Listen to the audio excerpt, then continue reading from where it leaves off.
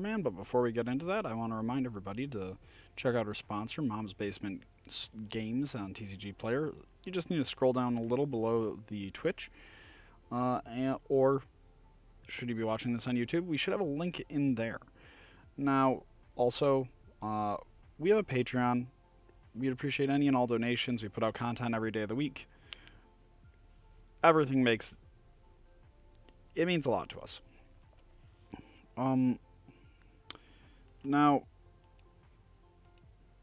I'm trying to. I don't think there's anything else of especially important note.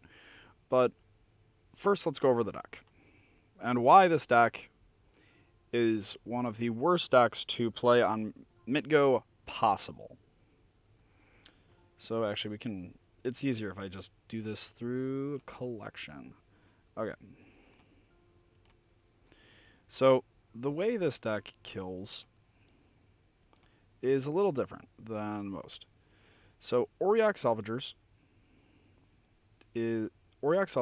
Lion's Eye Diamond, and Walking Ballista are our cards. Auriok Salvagers, we can return an artifact with CMC 1 or less from our graveyard or hand. With Lion's Eye Diamond, we add 3. We add an arbitrarily large amount of mana. And then we can cast an arbitrarily large Walking Ballista and just gun them down. Alright, cool. What's the issue? Well, this has requires 3 clicks to use. This requires another click. And so you have to click roughly 5 times to generate 1 mana. Now, to get a kill with Walking Ballista there, you need to click like a little over 200 times. So unless you're very fast and very accurate, and your opponent doesn't, and your opponent is passing priority, is another problem. It can take a while. Now, there are a few saving graces for this deck. One, you got Monastery Mentor. You got a whole ton of 0-drop artifacts. And that means you can churn out a whole ton of monk tokens and kill them that way. It's much faster online. In paper, actually, it is the inverse. It takes a lot longer to kill someone in paper with Monastery Mentor than it does with Auriok Salvagers. Also, this deck got substantially better thanks to Karn, the Great Creator, who lets us potentially just go, okay, we want a Mycosynth Lattice, you lose. As well as enabling us to find 2 of our combo pieces in the form of Lion's Eye Diamond as well as Walking Ballista. Mystic Forge is a very good addition because of the high density of 0-drops as well as colorless cards. You got to cast a lot of cards off Mystic Forge. For a little while, I had all of them. I had 2 in main and 1 in the board. I found that I preferred just having, well, I needed 1 in the board, but I also didn't want to run less than 3 in the main because the card was just so powerful. Now, we also have a few other things to go over. One, you can end up using this Tormod's Crypt on yourself to put cards into your exile that otherwise wouldn't be there. It's very helpful. Force of Negation ends up being actually kind of the bee's knees for us. Hey, Siggy.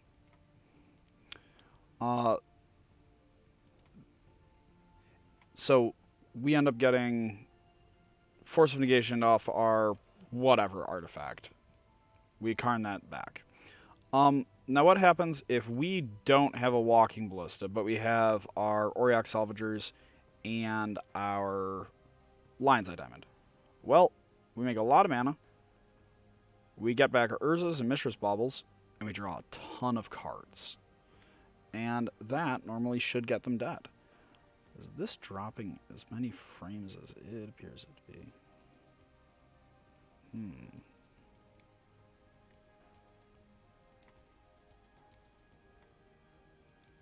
Well, we might have to go down to a lower res count.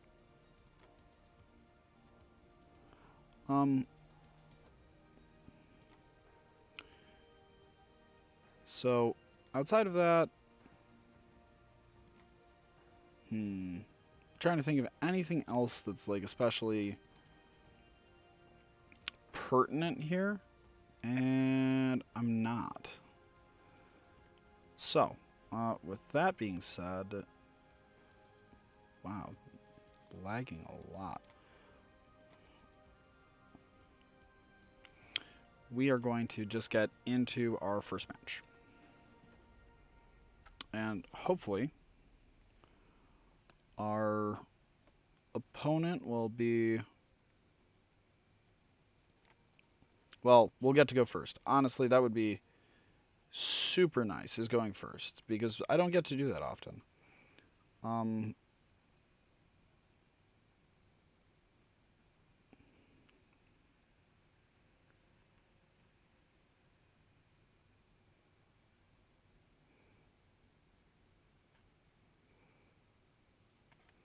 So we also have... I personally love this deck. At the SCG Open, I was playing side events. I ended up going... What did I end up going? I think I ended up going...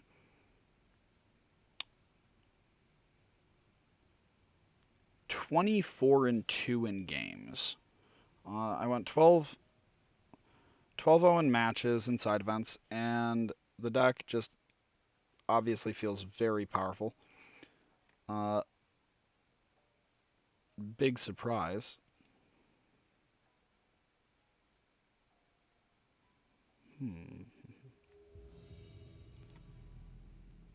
So we are going to...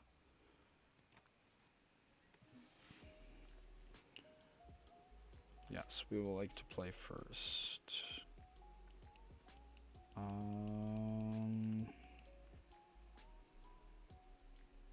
Keep that. So turn 1, we get to...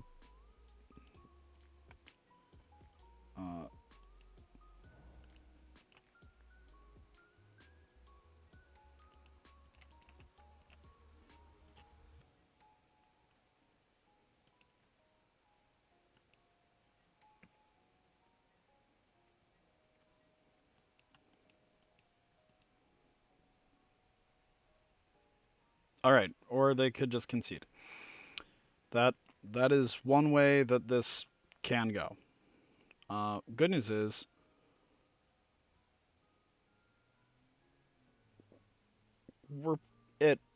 The only thing that feels especially bad as like a potential matchup is if we're like running into... Like obviously if we're going to play against something that's on ley lines. That's rough. So I'm going to bring in this cast out as just a one of hedge bet. And then we'll just run with it. We'll see if we can get like sort of just keep that momentum.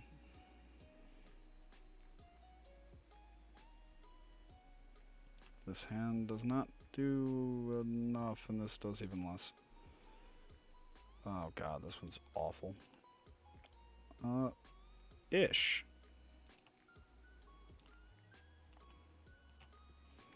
Maybe not as bad as I thought.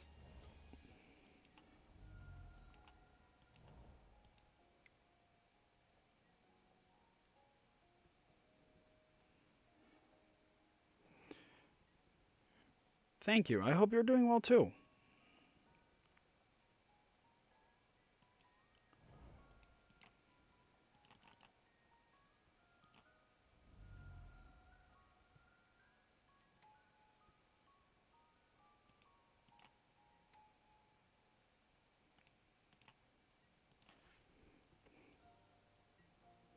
Yeah. If we go to a game 3, which is a distinct possibility.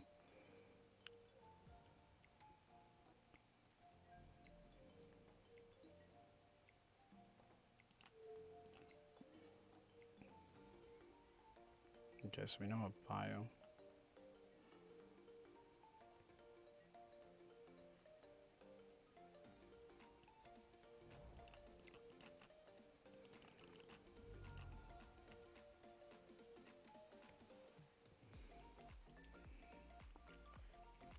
So let's see how this goes.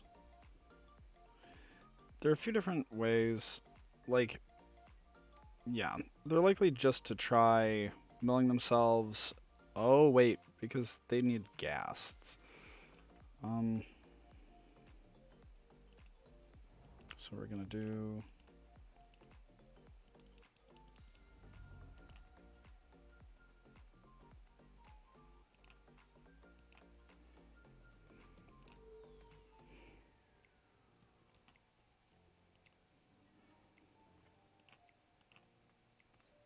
We're gonna auto yield to these.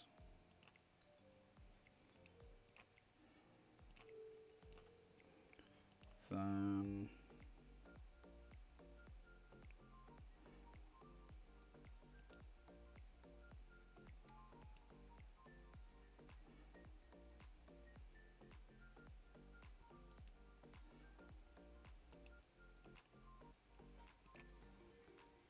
okay, always yield to that. Wish I could always yield to...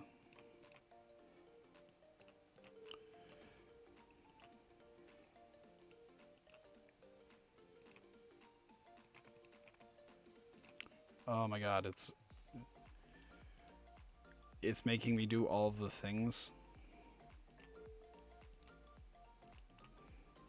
I wish I could, like, is there a way of shortcutting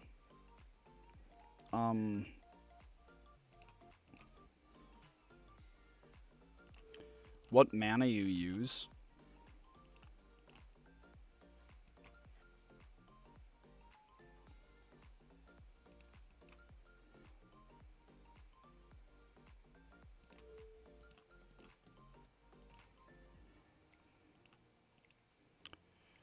Yeah, it's the opposite of how you normally get kills, is that Mentor normally is like, in paper, it's like, oh my god,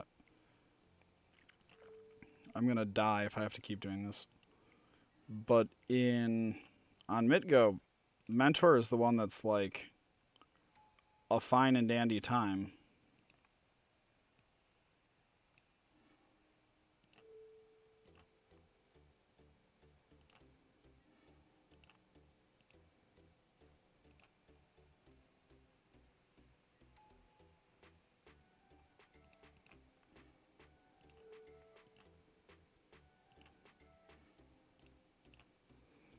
I need to get up to like 10 so that I can draw enough cards that I should be able to just kill him. And that's really annoying. Because, like, this sucks.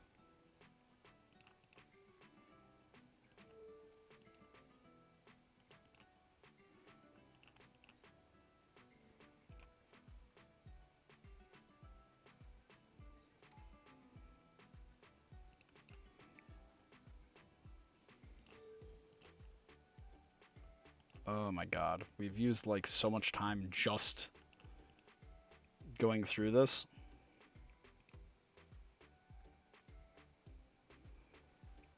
But Siggy, look at all these monks. And I also need to get this to 20 or else, yeah, actually I need to get it to 20. Because otherwise he doesn't have to block even.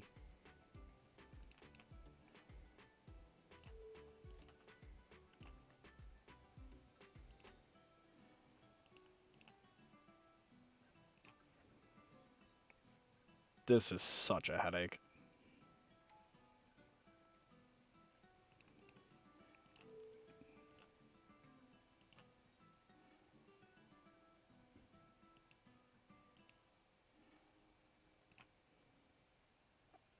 Is there any way of like stacking that ability?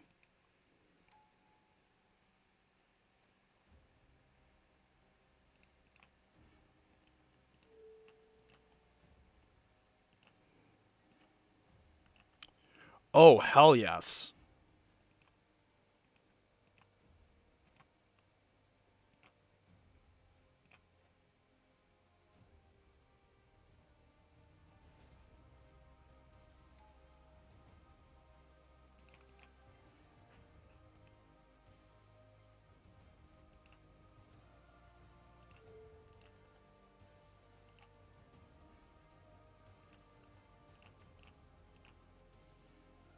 Nope, never mind, that doesn't work.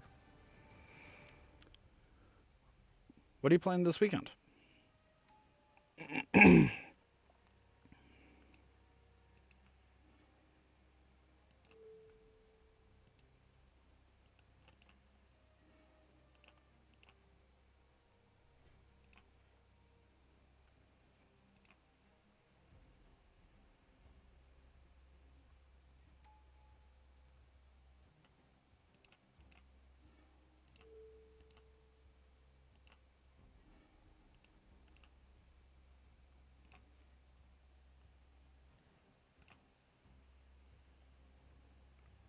Okay, now we can start getting to the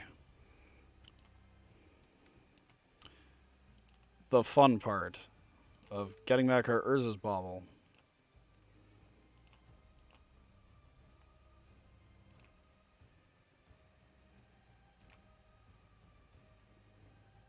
Man, this is a headache.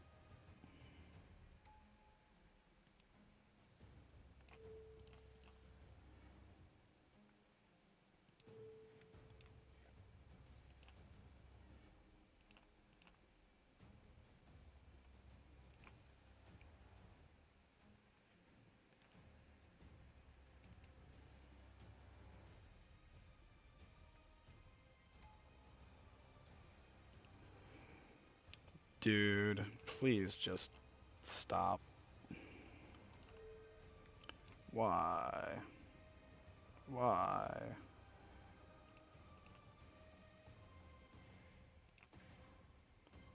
I feel like I need to like look up ways to... There needs to be some way of shortcutting.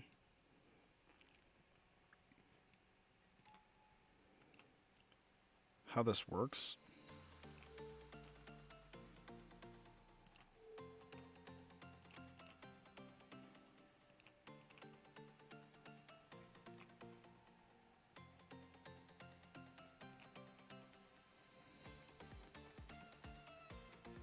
Okay, so next turn he's stupidly dead.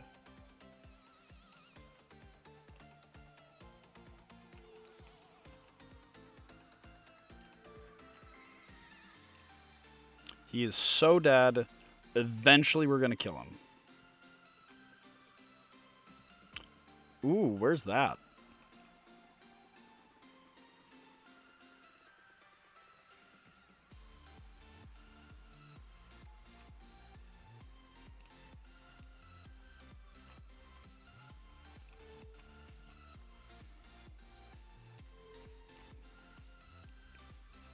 Like,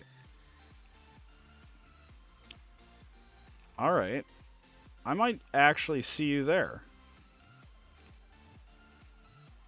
Like, a lot of people have canceled on, like, last-minute plans lately, and so I'm just kind of like, huh.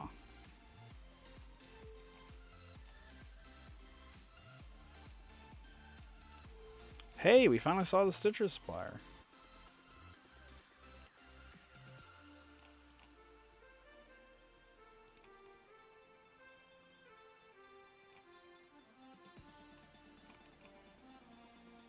Holy shit. Okay, we're starting to lag Mitgo with all of our prowess triggers.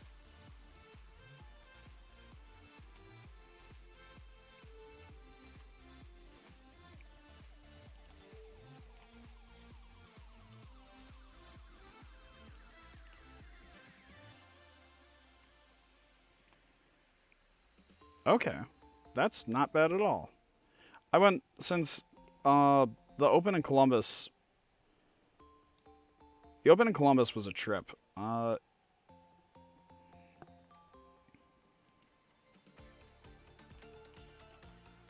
so close to being done with this game.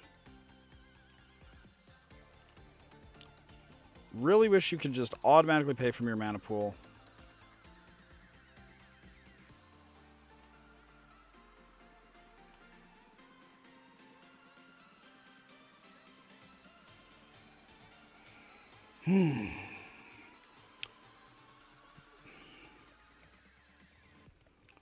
Automatically pay from mana pool.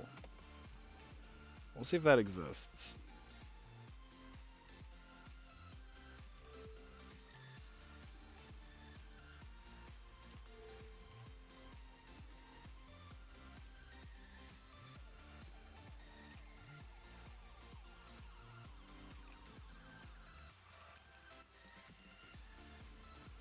Okay, we are actually lagging now, Mitgo.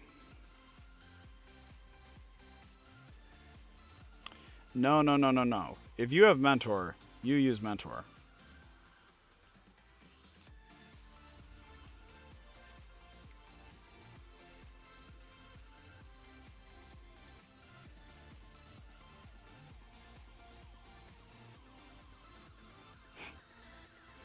Most of the time has been us trying to click. Ugh.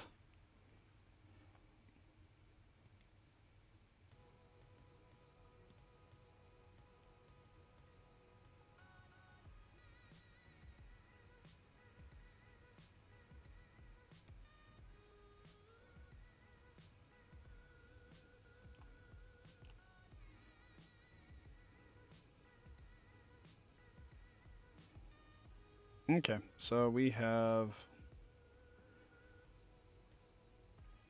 lethal. Even with, we don't need to really, we actually can just go. There we go. 2-0 with Bomberman.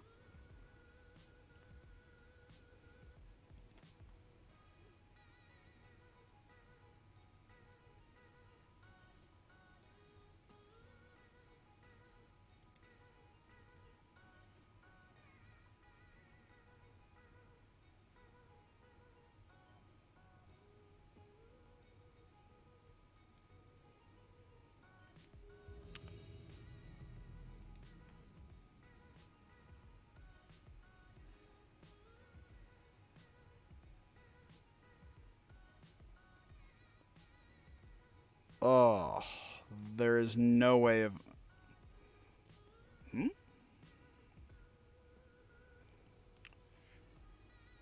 Believe in yourself, man. You got this.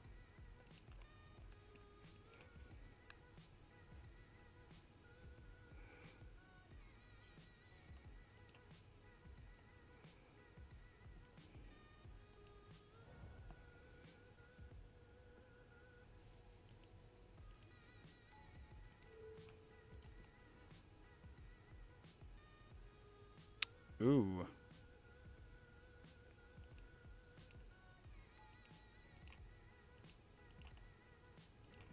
Not a fan of seeing a Cabal therapy.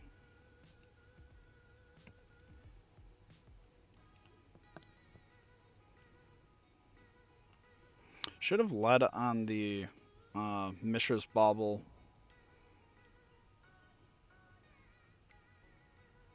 Wait, more Hogak? Really?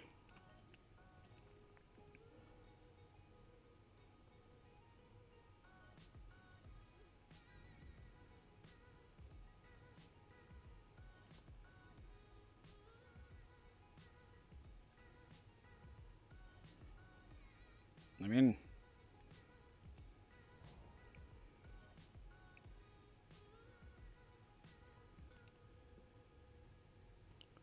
So, let's see. What do we want out of our board? We can get a,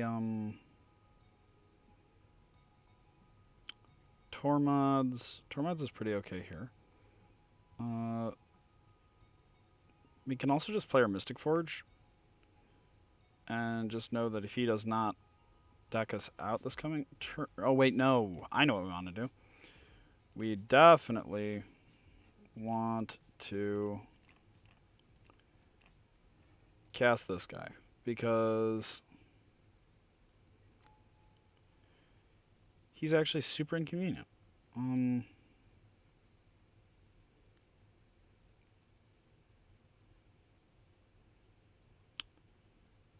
Question is, how do we want to approach this? We can... I do not like when people are treated like that. It is not fun. It's not fair. It kind of just is everything I dislike about Magic. Not saying I dislike everything about Magic, but there are certain behaviors that are not enjoyable. So I'm actually not going to do anything here.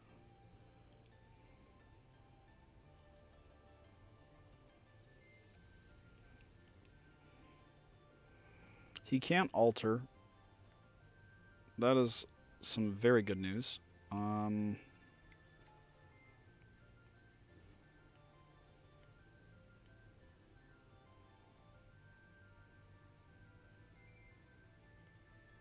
Ooh. That's just not the most fun scenario in the world, because as trite and wholesome as it sounds, the Gathering is the best part of Magic the Gathering.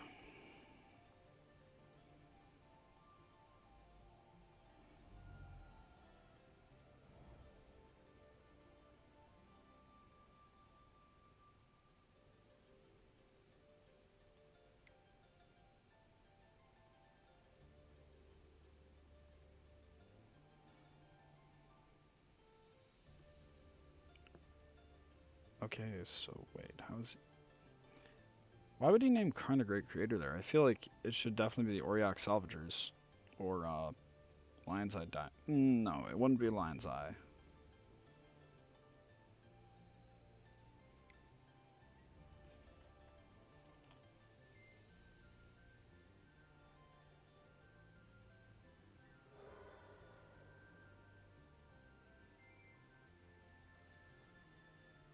So what we can do is if we get another land, we can end up just putting all of their Stitchers into the yard and then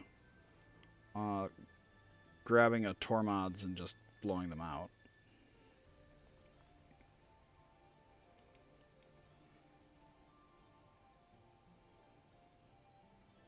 That was really weird sequencing. That, to be honest, I'm not a fan of. Good call on the Mystic Forge, but I really disliked how he sequenced that play.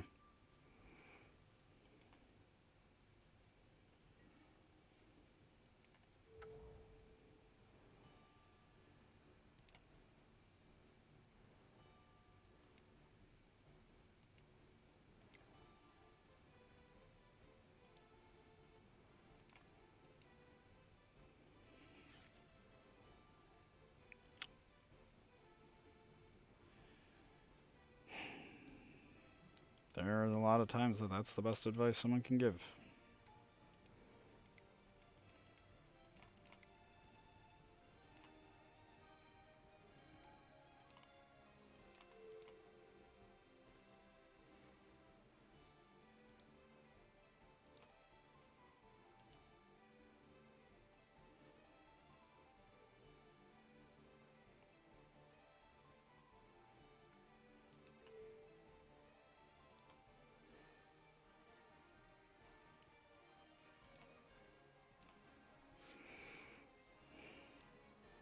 Okay.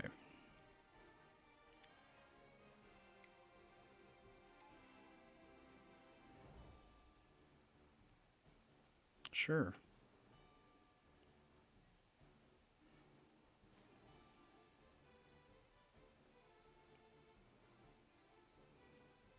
We need...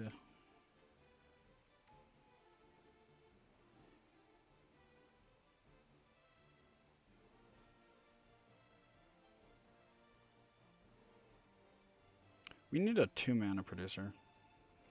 Like an Ancient Tomb or a City of Traders. Well, he can still cast Crab-Gaak there. So...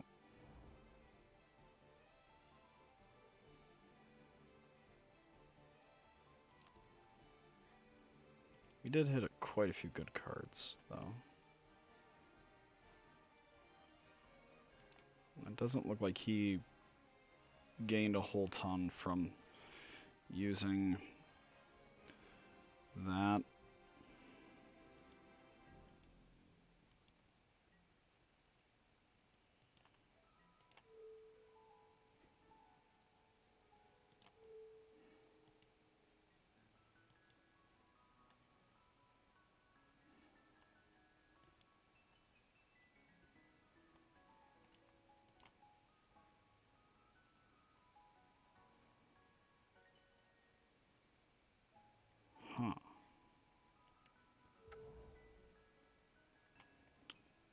Human.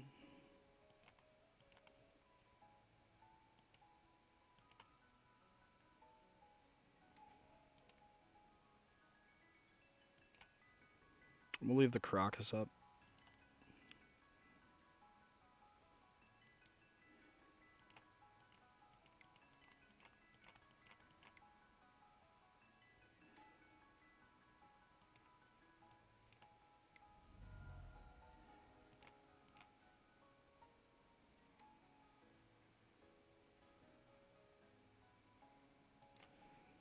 That's pretty darn good.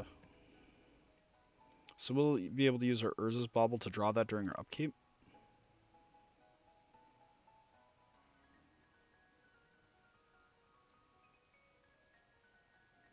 And we have a Caracas to be able to bounce. A Hogak. I think we should be able to get this game without too much difficulty here. Oh, we can also end up having our...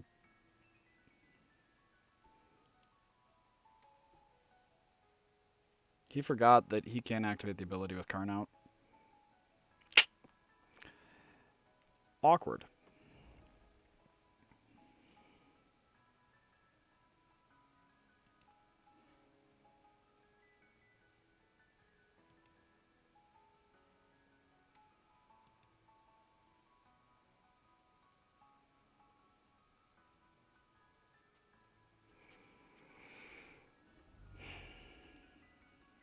So he needs to hit, like... I don't know what he can hit here that makes this better for him.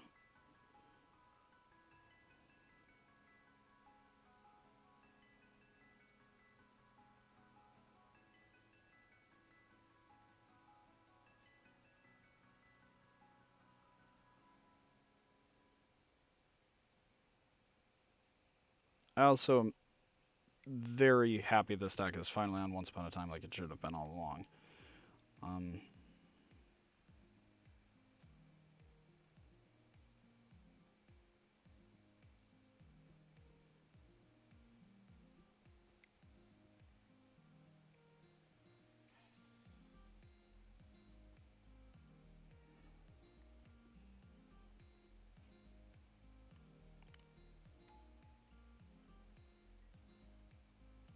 Okay.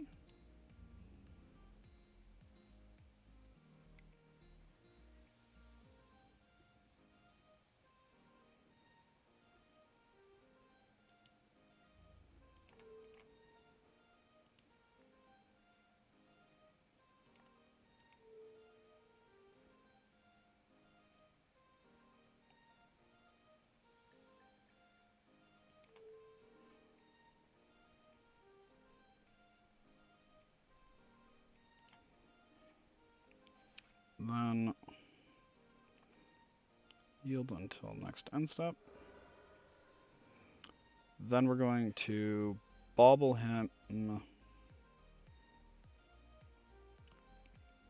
and put that back in hand.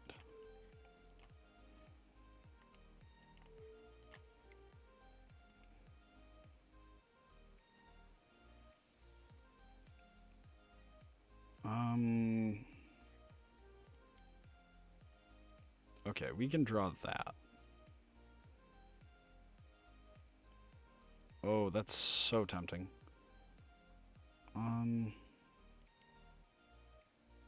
Sure. We'll take that.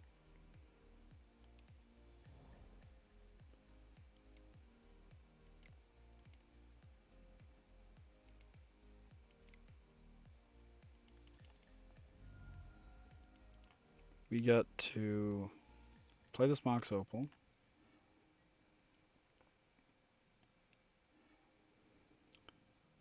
We can end up Tormodzing him.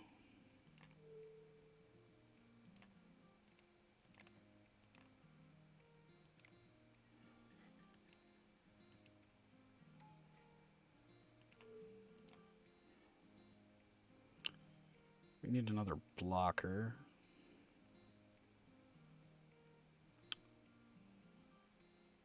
We can also just play another...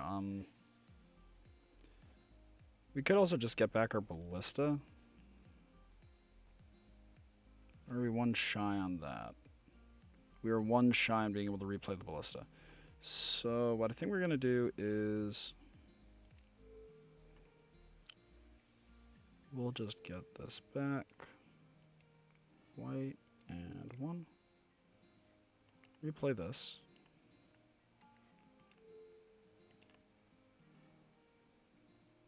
Wow. Okay, I'm dumb. Alright, misclick city.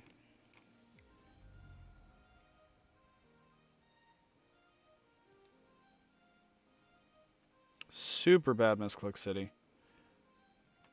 I was supposed to animate the Mystic Forge, and I clicked incorrectly.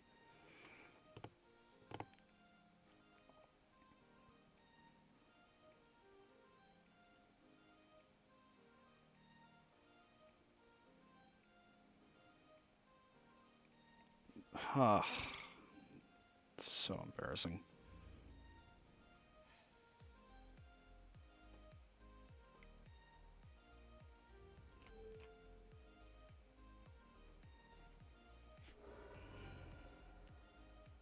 Not only is the deck hard,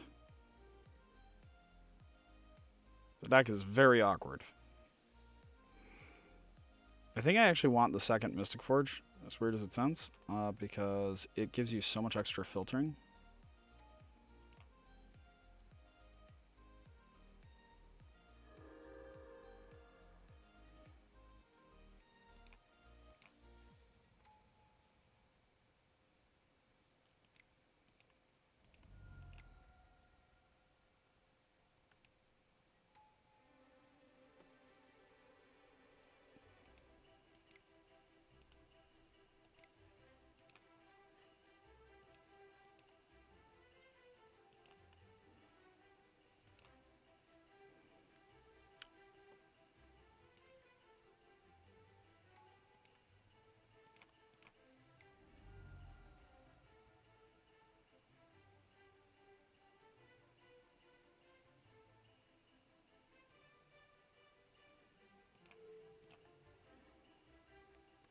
Okay, so that's useless to him.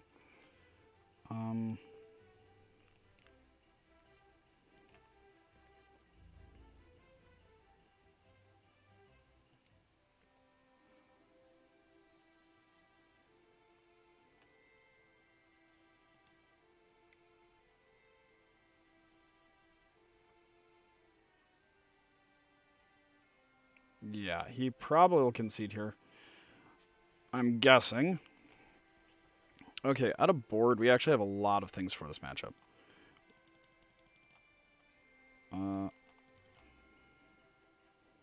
Here, the Monastery Mentor getcha plan is not the best in the world. I always trim an Urza's Bauble. Urza's Bauble is like the first card I trim any of, to be honest, because it's really bad. Like, just objectively speaking, Urza's Bauble is one of the worst cards in this deck. Containment Priest is weird because on one hand, it does hit Vengevines, it does hit Bloodghasts, but the issue is that it doesn't stop Hogak or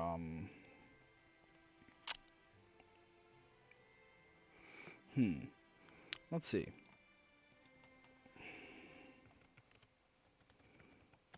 What are bug Hogak lists running?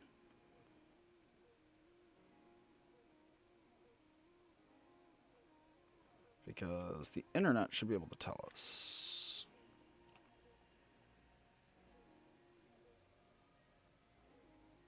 Or no one will be able to tell us. Nope. These are the last 2 Hogak lists.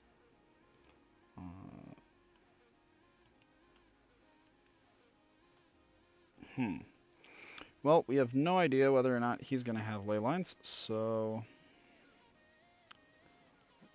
let us plan for ley line of the void.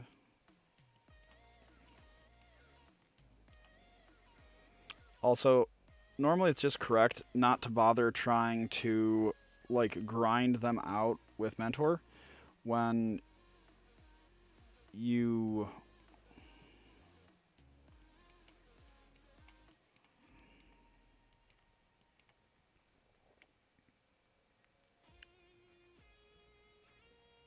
what does this hand do? Not much, actually. This hand does something.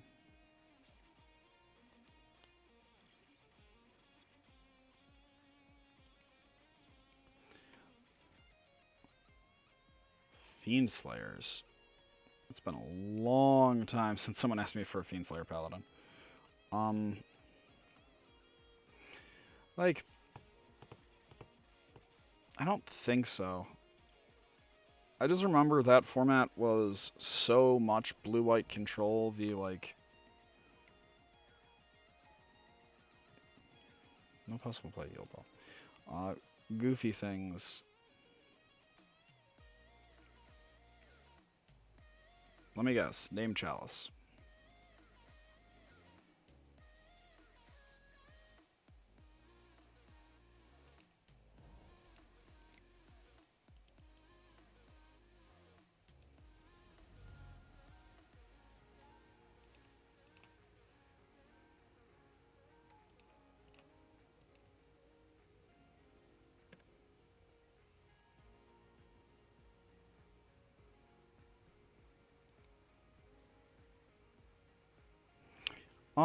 So Big Red, I like. Issue with Big Red is that you can be very soft to like a Rankle. But I suppose that's... Meh. Well, not necessarily a Rankle, but there are a few different threats that Big Red just has a really big issue dealing with. Kalidas is one of them. I'm still a fan of the deck, though. I think, in terms of the mono black arms race,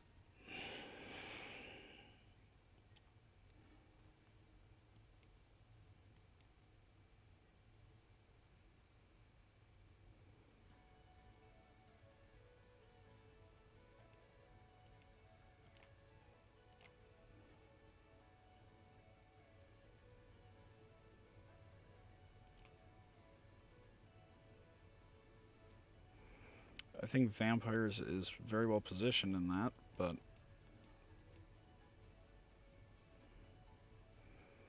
it's very hard to say what is actually worth like playing at the moment. Like before, when the format was a lot more stagnant, it was very different.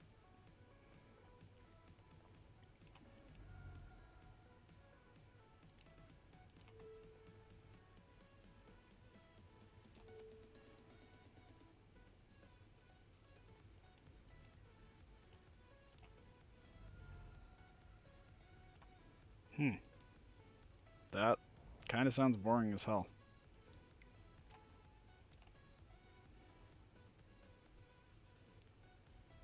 Are we just gonna be dead here? More than likely.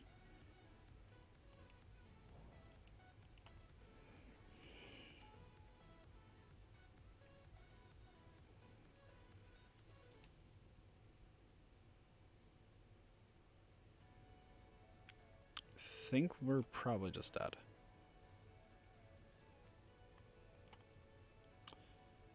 Yeah, we're gonna be dead here.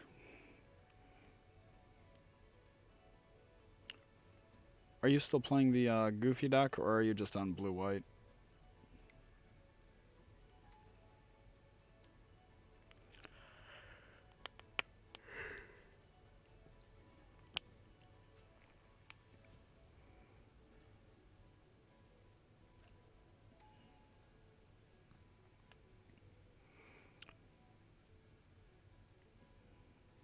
Oh, I thought you'd been grinding blue-white as well.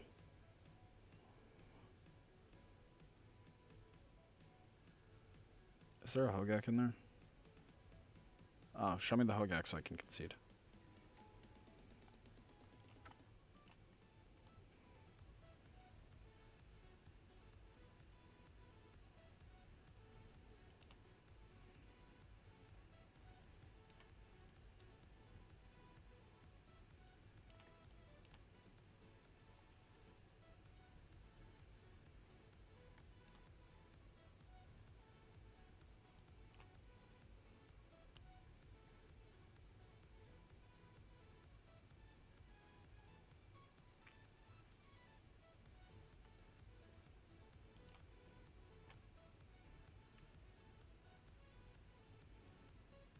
Man, this deck's hard to sideboard with.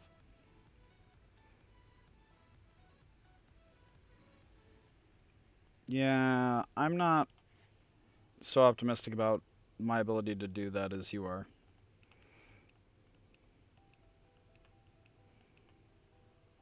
Chalice on 1 on turn 1. Seems okay. Followed by a turn 2... Mentor. Okay. I can live with that.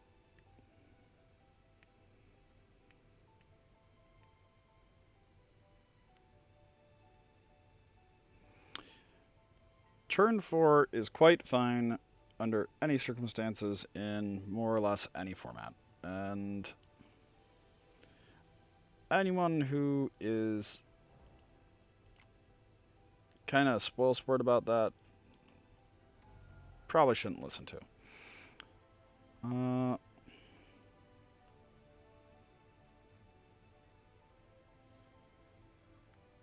Fiend? What is this fiend of which you speak?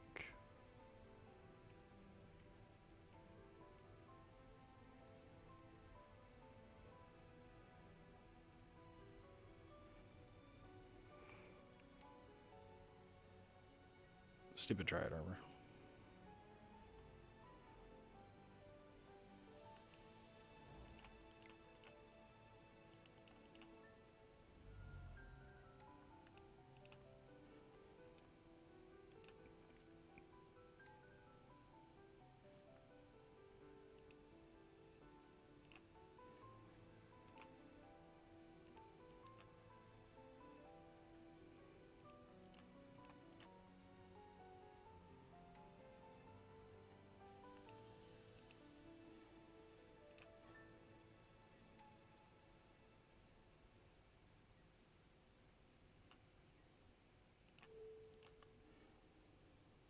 What you got there?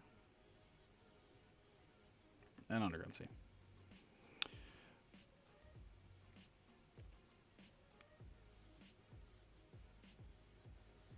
Oh, okay. That makes more sense.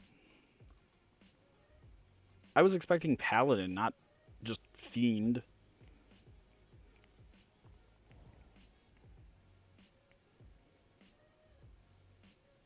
Trophy the Chalice, please. Attack with a Dryad Arbor. Okay, I guess no fun, but...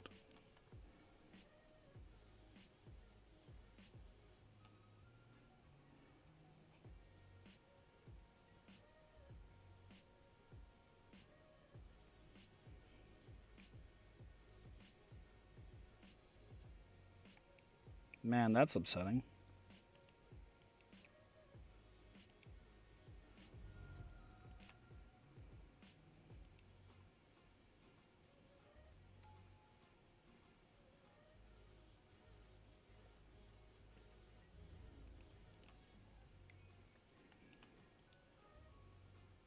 Well, next turn we get to play the Mystic Forge.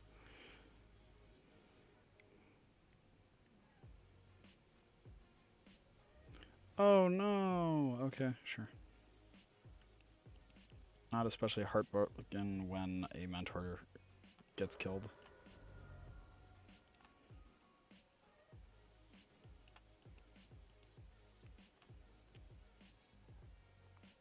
His lack of force vigor is really weird here, because it's more or less what he needs to see.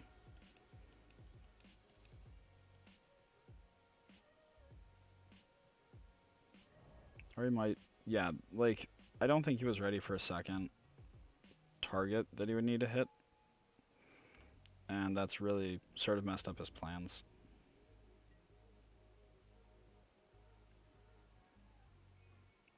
Give me a land here. That's not a land. Huh.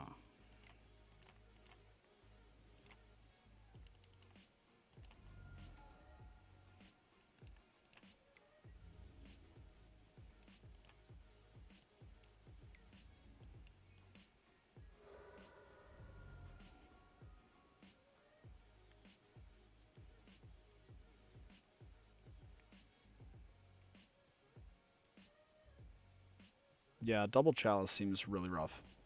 And by seems really rough, I mean, that was always the thing that made me just have, like, conniption fits, was just, well, can't do anything with double chalice out there.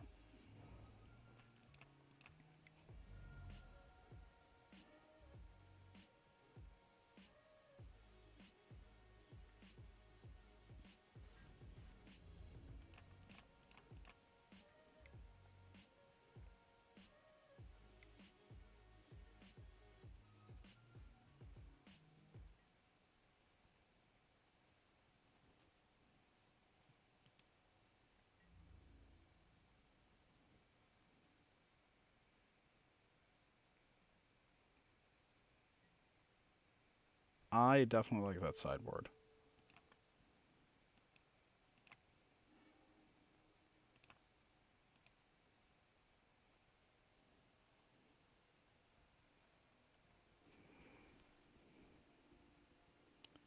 I think the Rebel Master is better for what you're trying to do. Like, Rebel Master is...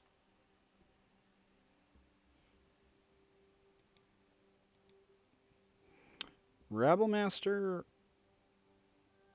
is more in line with an aggressive, hyper-proactive game plan that is inclined to throw out its hand rather than waiting for more specific combinations of cards. So I'd be inclined to feel that the Rebel Master is better. But I don't know how often you hold cards for those like big turns. I don't know like how aggressively you leverage certain things. And those are really important things to know when, well, playing the deck.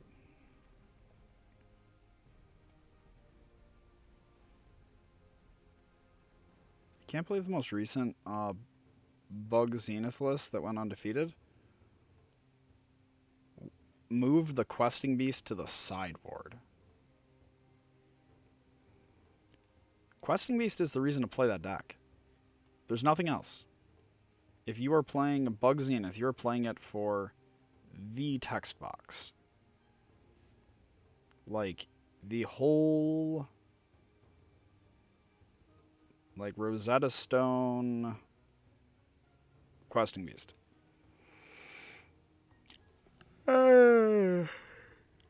Excuse me. Just a little sleepy. Driving to and from Columbus, Ohio, with SCG Columbus January 2020 winner, Zach Allen, was fun, yet also it is still driving 3.5 hours, so I was still tired.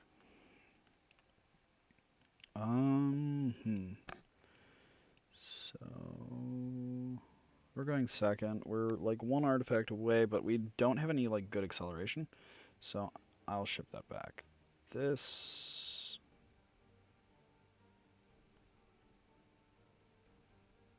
is also a ship.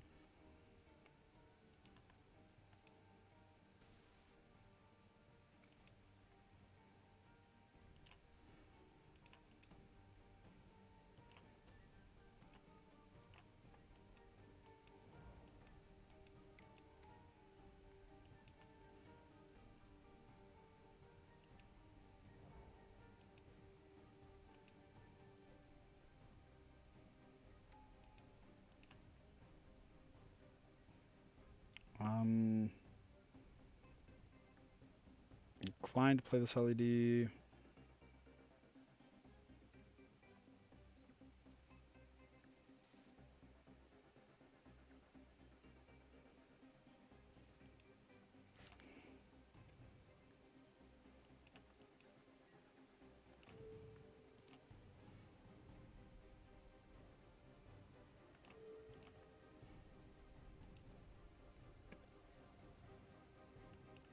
Okay, so we have 2 pieces of information we know.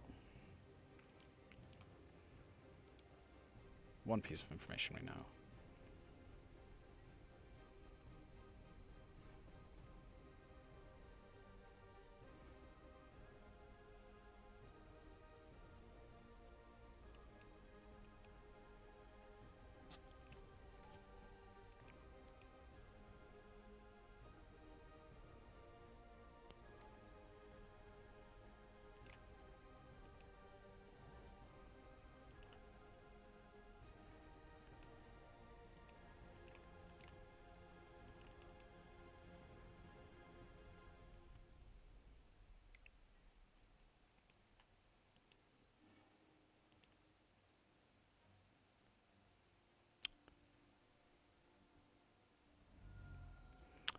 Darn.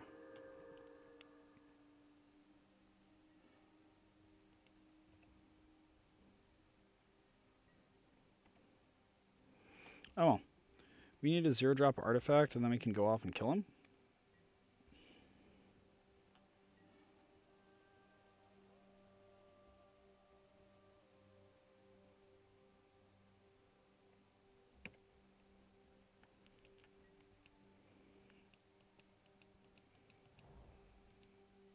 Just 1 0-drop, come on.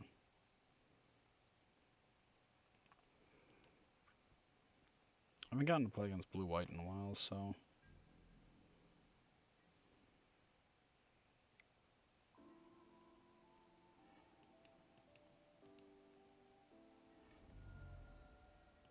Or wait, if he forces our LED... That'd be awkward, but not necessarily unwinnable.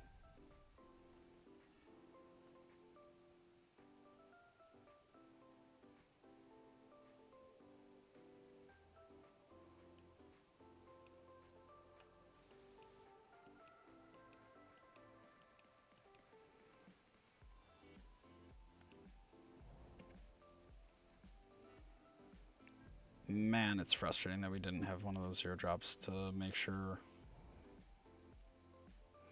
I should have bobbled myself first, I guess.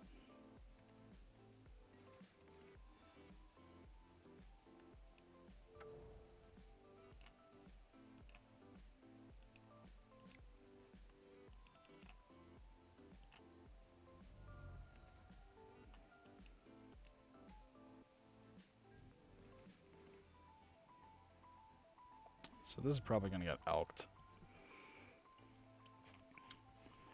Good news is that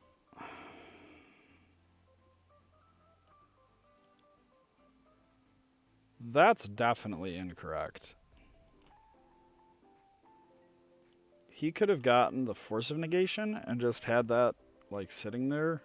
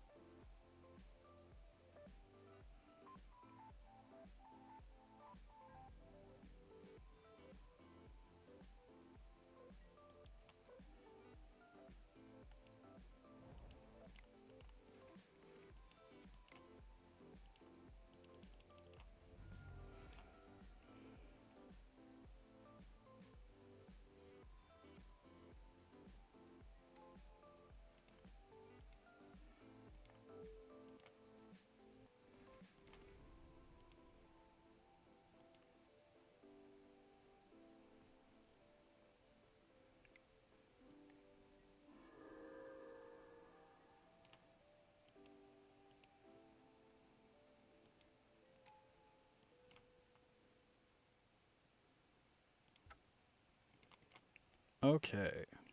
Now we need to get very lucky. Damn, we had the kill. Okay, so that terminus is just gone. Out of the board, what do we bring in? I don't actually think we make any changes.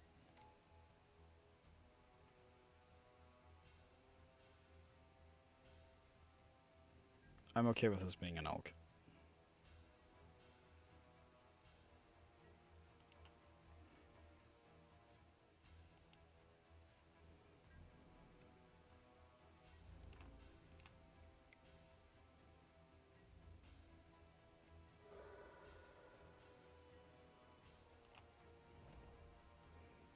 Actually, we probably should just concede, because he's not going to be able to kill us particularly quickly, and we need to be able to... Your therapist canceled on you? Oh my god. That is one of my least favorite feelings in the world, because I've had it happen. It's like, gonna do the emotionally healthy thing, and then it's like, no, you're not.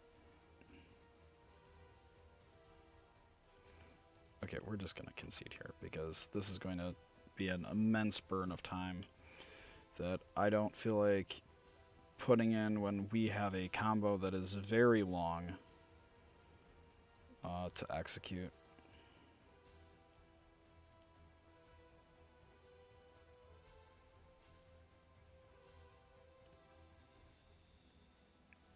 Cast out over a bauble is okay. Cast out lets us answer the... Oh man, it lets us answer a lot of different things, because it doesn't, except for lands, but we aren't...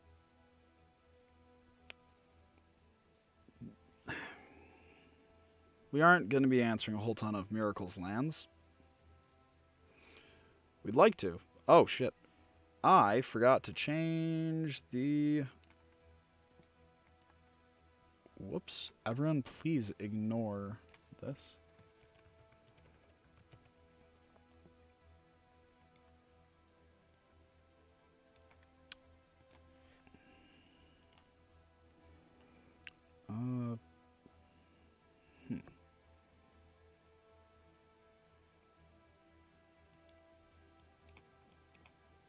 It's not super fast, but the thing is that we don't need like a super fast hand against them. We just need something that's... Yeah, that's okay.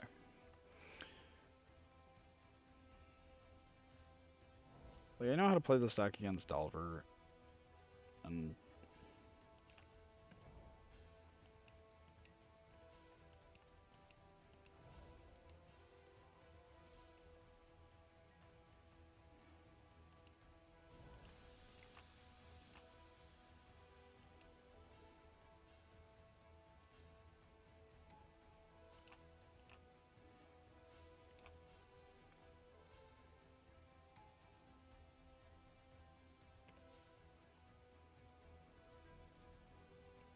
Decent chance we'll get Plowshared here. What I really want is just a Mystic Forge.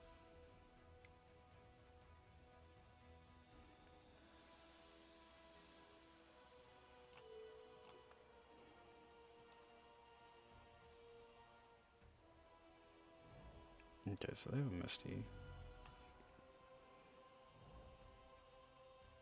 Oh, they have to Council's Judgment or Mentor?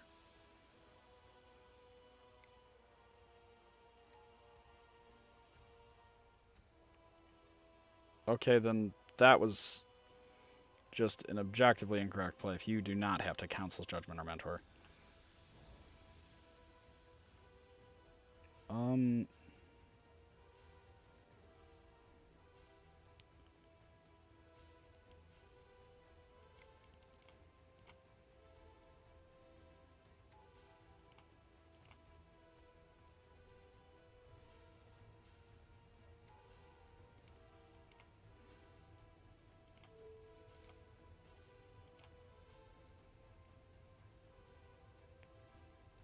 Better of the Surgical.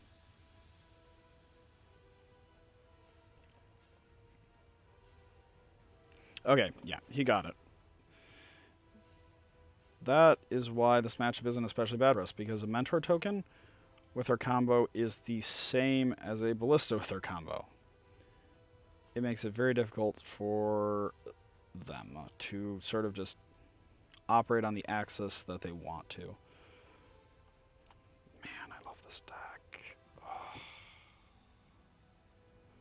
Reserve list, please go away. I just want to be able to play this goofy stuff whenever I want. This hand is A-okay. Like, it doesn't have a chalice or anything, but I am pining over that chalice.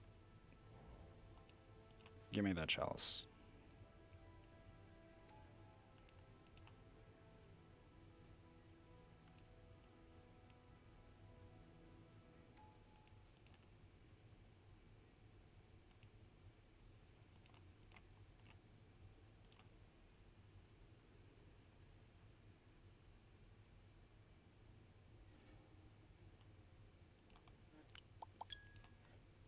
That's interesting. So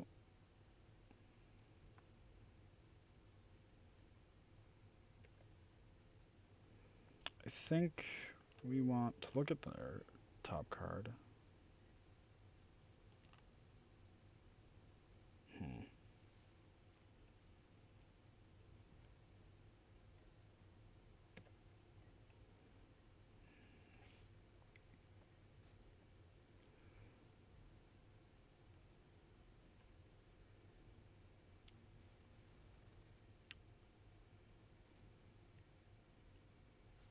Here, what are we looking for? They must have some more free magic, counter magic, because otherwise they wouldn't have gone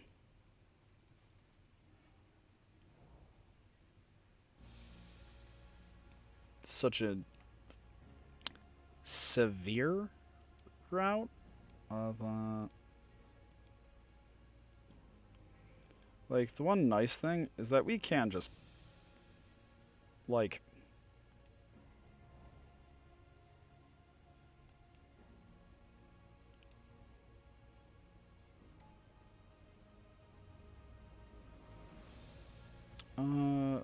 here I think I want to try playing the Forge.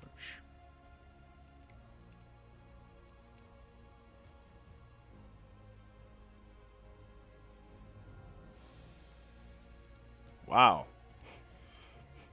One of those hands? Okay.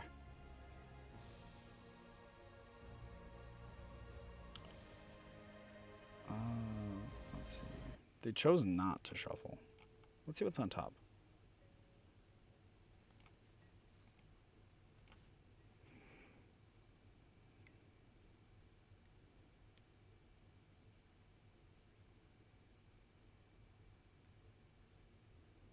Man, that seems pretty rough. Especially if we can get like just a land, an artifact, or if we get a soul land, we just run out an Auriok Salvagers and say pass. And then we're just going to draw a lot of cards. Because we don't... This secretly isn't actually that bad a card.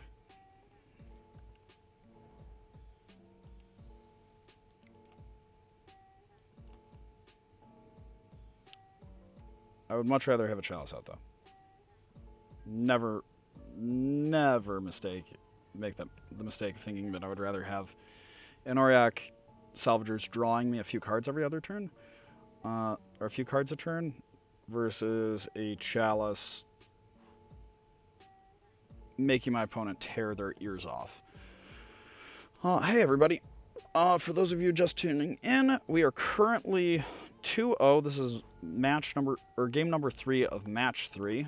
We are on Bomberman. Deck is fun.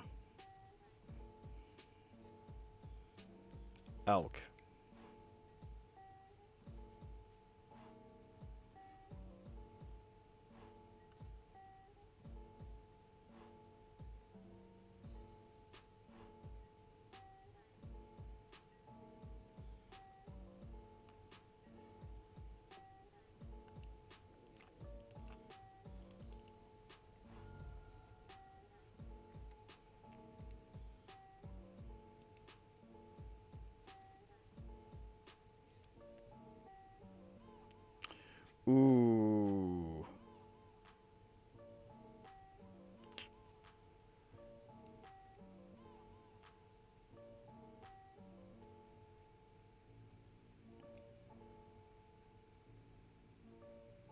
Oh, that's the lion's eye.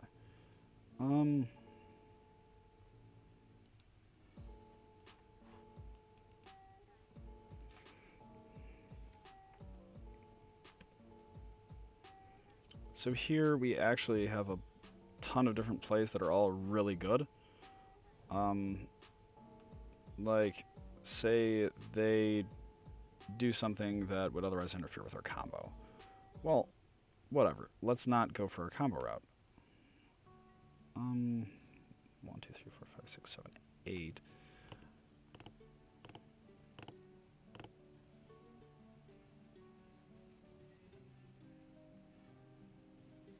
This route is pretty...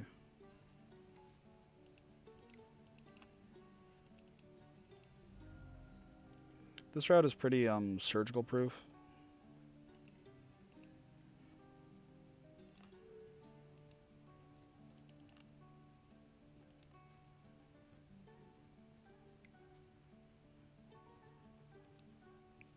Okay.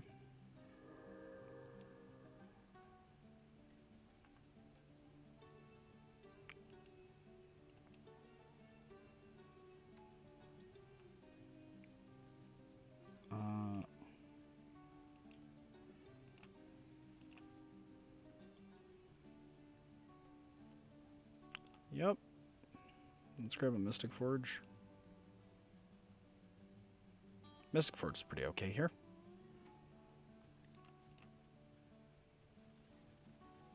Do we have any way of drawing this turn? We do not, but I want that card. So, I imagine we are in a spot that leaves us predisposed to a 4-0.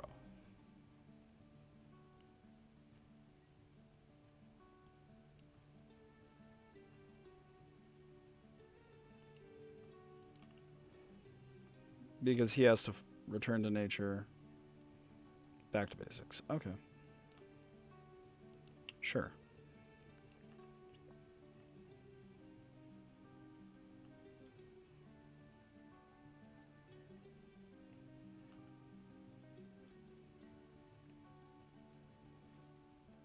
He can't cast that back to basics.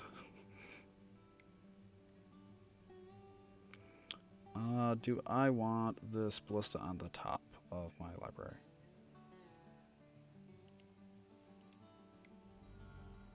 No, I do not.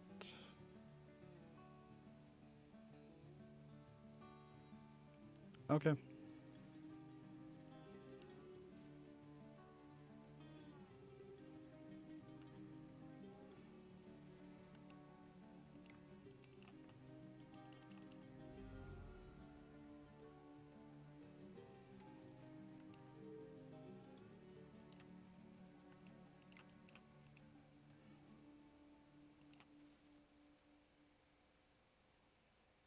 Okay, there we go.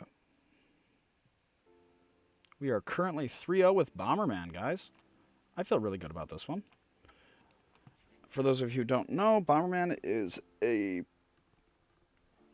infinite combo using Auriok Salvagers, which costs 2 mana to get an artifact with CMC 1 or less back from your yard, with Lion's Eye Diamond, which adds 3 mana and costs 0. So you add all the mana in the world to your mana pool, and then you used to use a bunch of goofy ways of killing people. Now we have Walking Ballista. Also, if you have a Monastery Mentor in play, you just make an arbitrary large number of monks, and then the monks just beat someone within an inch of their lives. Oh wait, no, they definitely killed them. So, yeah. The deck is very, very, very good. I'm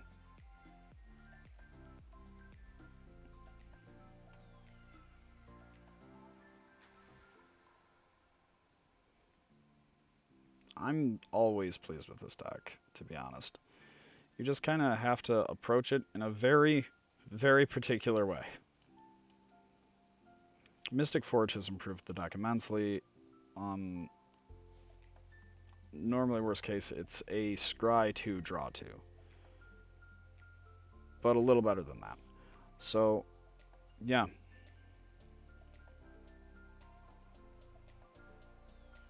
It's very odd. This is one of the legacy decks that's a combo deck. It's not named after a breakfast cereal, but it's still old, and I'm still a big fan. The reason it's called that is actually because your kill condition used to be a Pyrite Spellbomb. Now it's marginally better than that.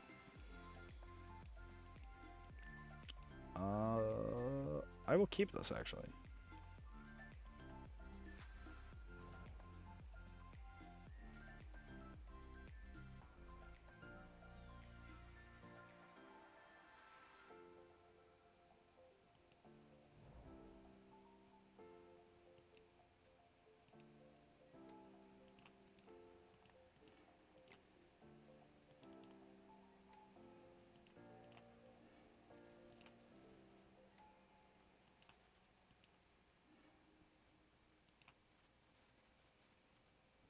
Let's always yield to that, and always yield to those, and always yield to that.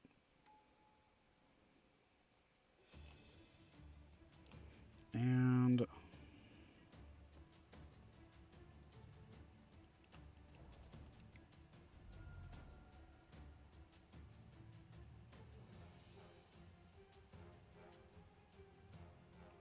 oof. That is a neat addition.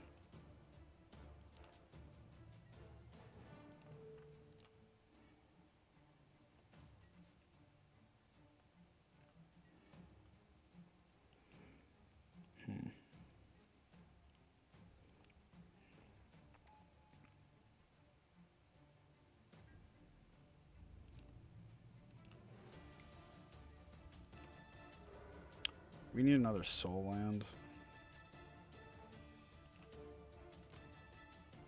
Like, we just need a soul land. That way we can run out our Mystic Forge, and suddenly we're on like a combo deck. Or not, well, yeah. I know we're actually already on a combo deck, but we'll be on more of one because we'll just be constantly peeling cards off the top of our library.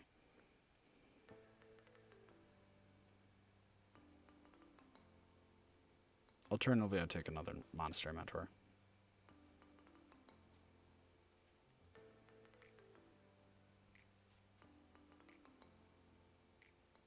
Yeah, we have to... We need another Soul Land. Or a Lotus Petal. We need a Soul Land or a Lotus Petal. A Lotus Petal also gets us there.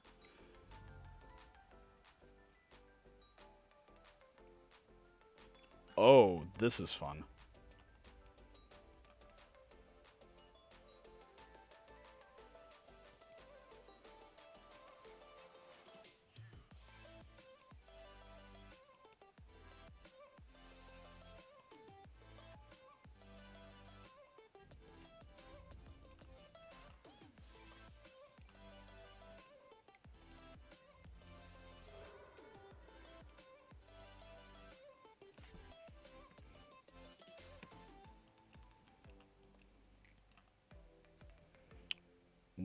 Now we desperately need a Soul Land, because we need to be able to start doing things with Mystic Forge. Not used to seeing another Karn the Great Creator across the table. For this, we have Disenchants, and we have Cast Out.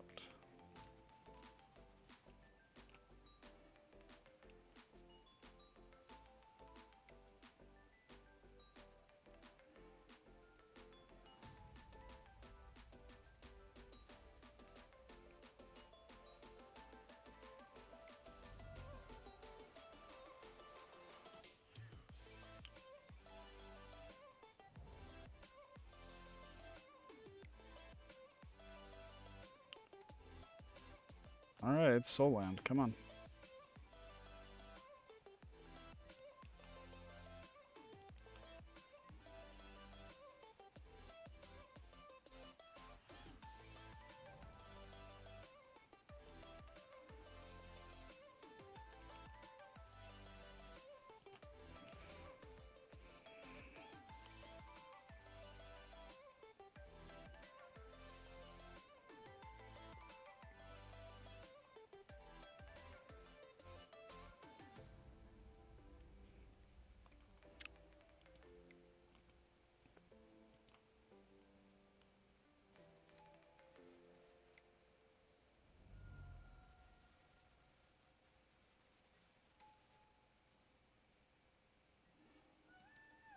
Okay, we are dead.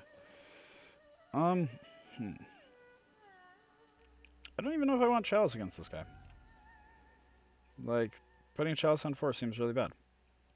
Actually, Chalice just feels like a really horrible card here. So instead, what we'll do is go with...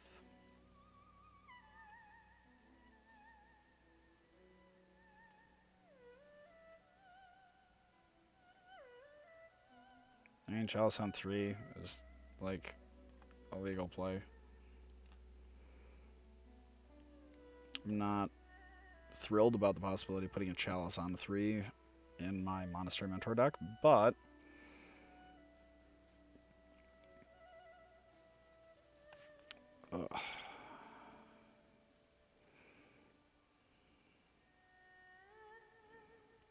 having Karn has definitely improved this deck a lot, because you don't lose to Chalice on 0 anymore. You have a clean answer that's just like, okay, pop that.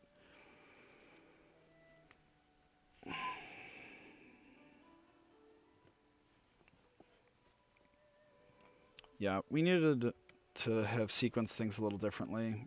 Instead of just rushing out the Mentor, we needed to...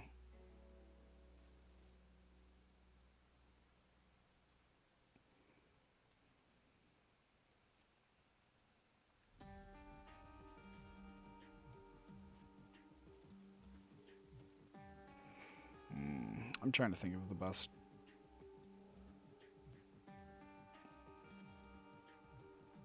way to approach this.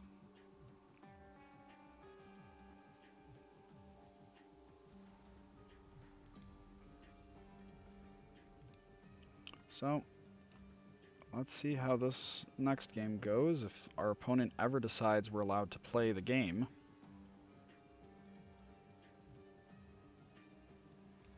Another card that I considered a lot was putting an Engineered Explosives in the board. Or in the main. One of the two. Just because EE ends up being an answer to Chalice. It's an answer to 8-Ball, whatever. One funny thing is that Karn being able to turn whatever artifact that's annoying us into a creature so we can just kill it normally is probably one of my favorite things.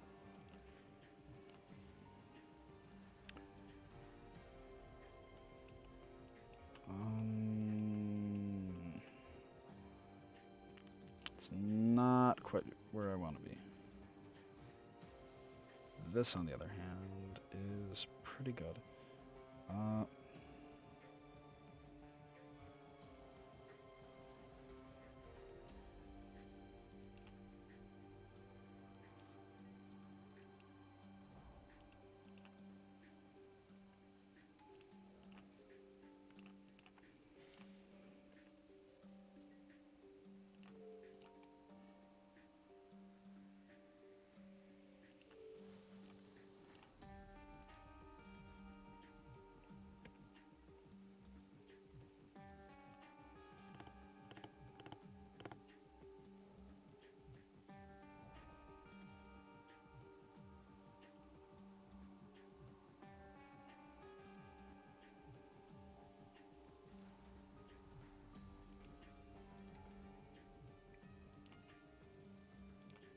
Probably pitch the monkey.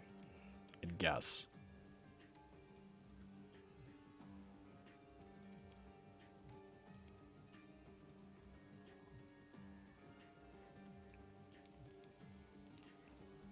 Okay.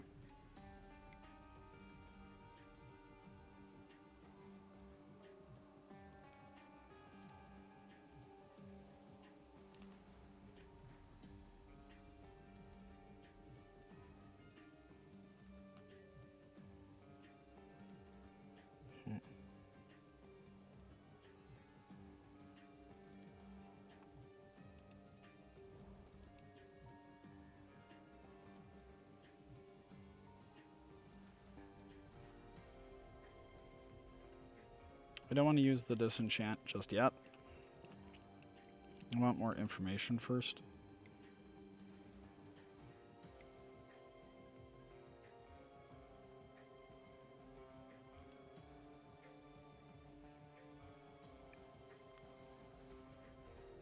Okay.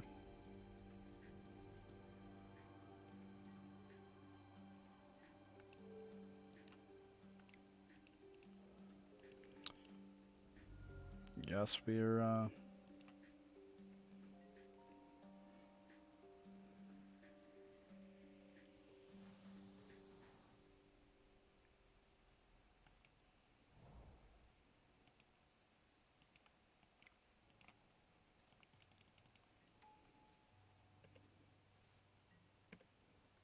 have a real bizarre time of this.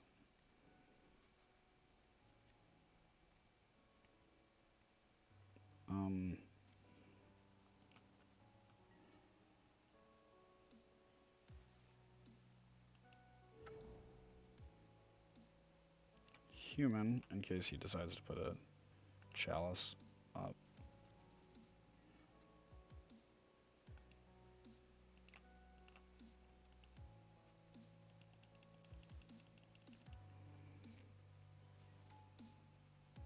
Little does he know that we can start getting back baubles. Oh, hell yeah.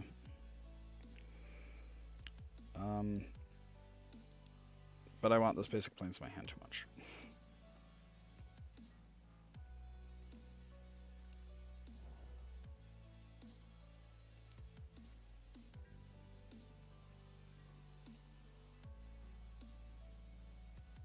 Okay, well, no, I want the basic planes.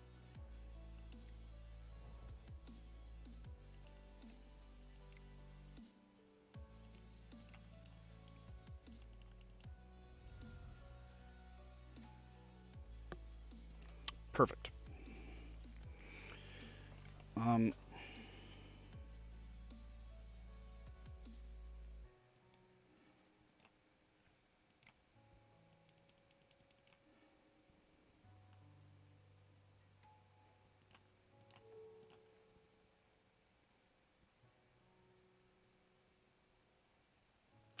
Yep.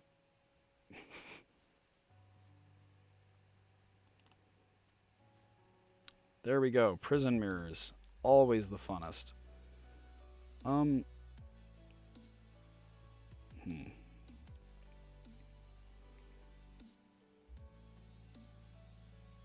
Actually, I think I would rather have a Plowshares over this Chalice of the Void. Because Plowshares ends up giving us a way of interacting with some of their threats. And we're not doing a whole ton, to be honest. Because their plan is literally to put a Chalice on 0, and our plan is to play a Karn to turn off their Chalice on 0.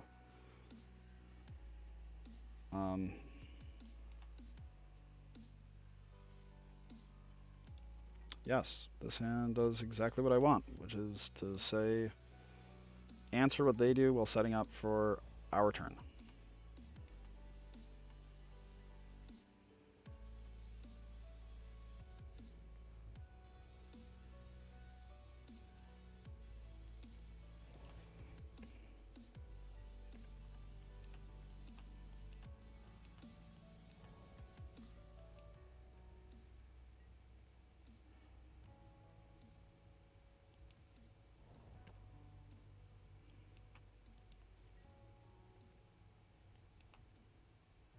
I need to disenchant that right away.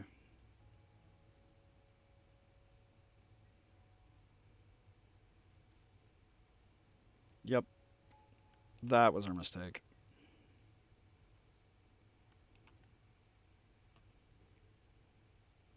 We needed to just run all that out, draw as many cards as we could.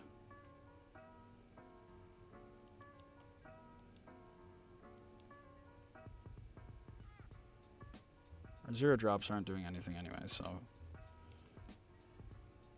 might as well.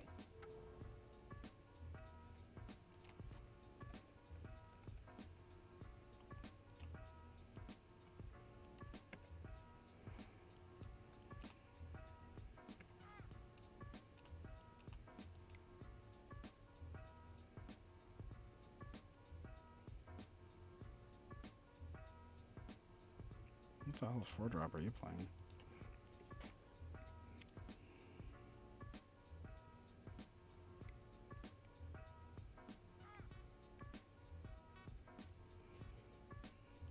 Okay.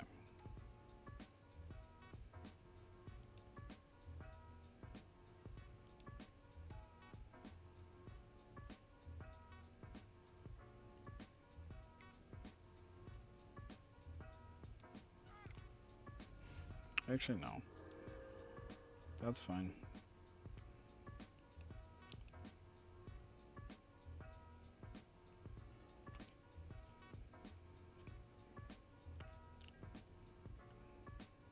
So here, I think we're going to hit him with the spice.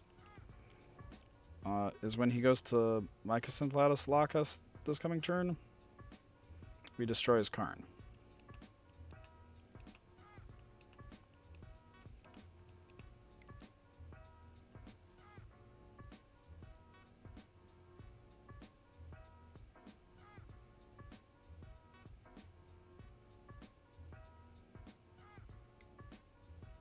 That's the only real, like, actual hope I see of us winning this game, is if that happens. If not, I'm pretty sure we lose.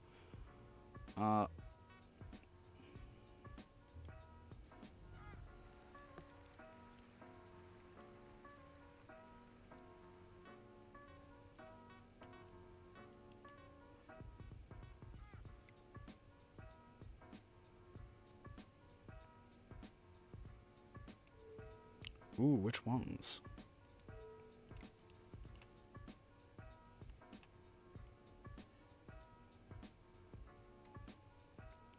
Because there are a lot of them.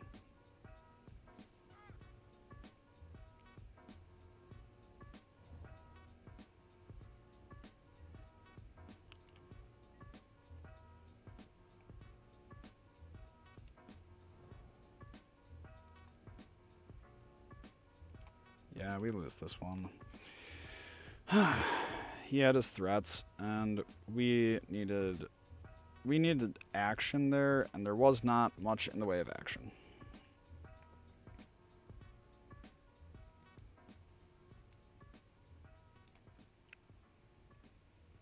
Ooh.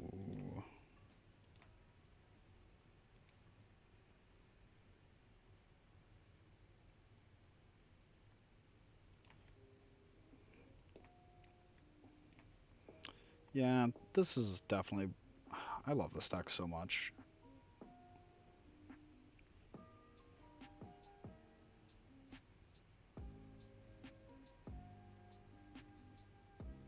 I love this deck. So... Bomberman. I'll probably do one more league after this, just because it makes me happy.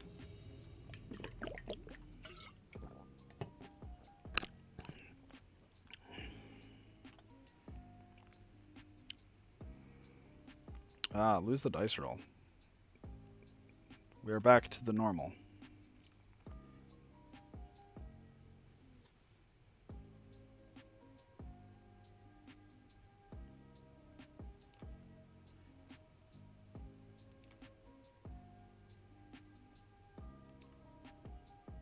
Oh, I can't go back any further than that.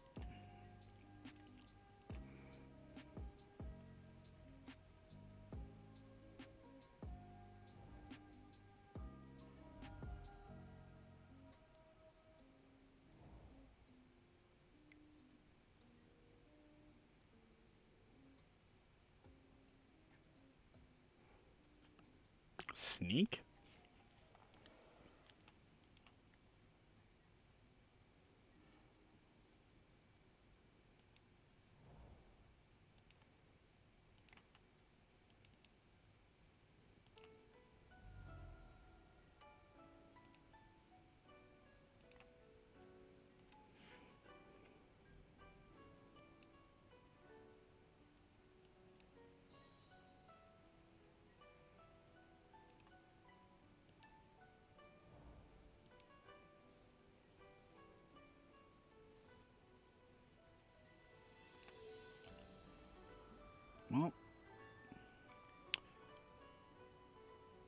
Storm?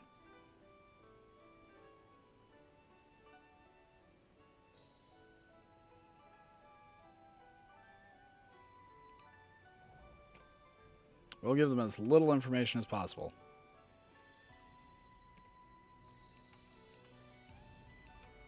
I don't know how our Storm matchup is. I've never actually played it.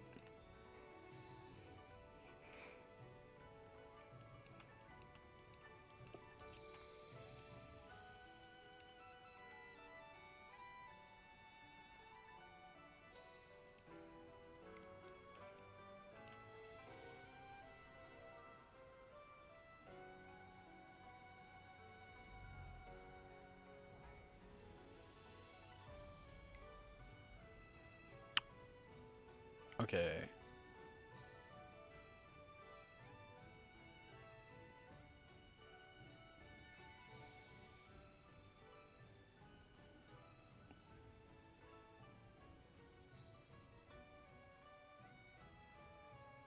Oh, that's fine.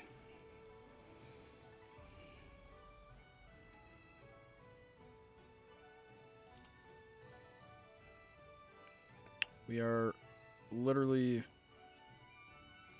Wait, we're 2 cards away. Because...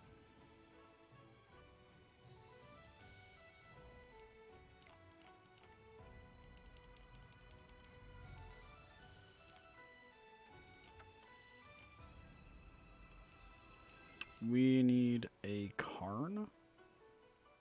If we see a... Wait, no, if we see a Karn, we're still dead.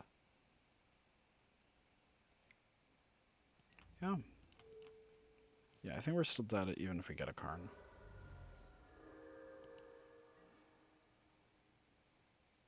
Yeah. Well.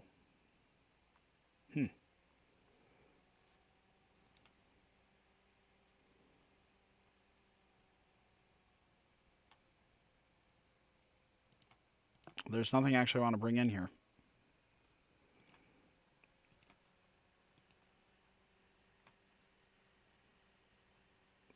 I don't have anything that feels...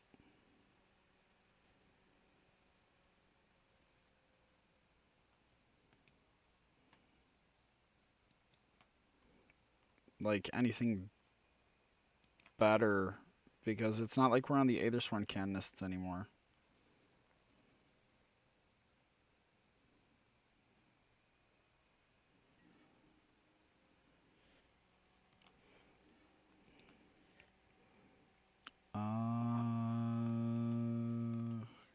God, it's so close.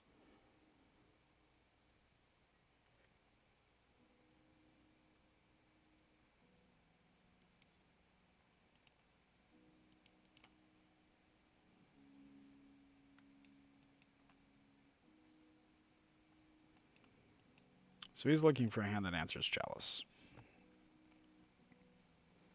There is the good news. Bad news is that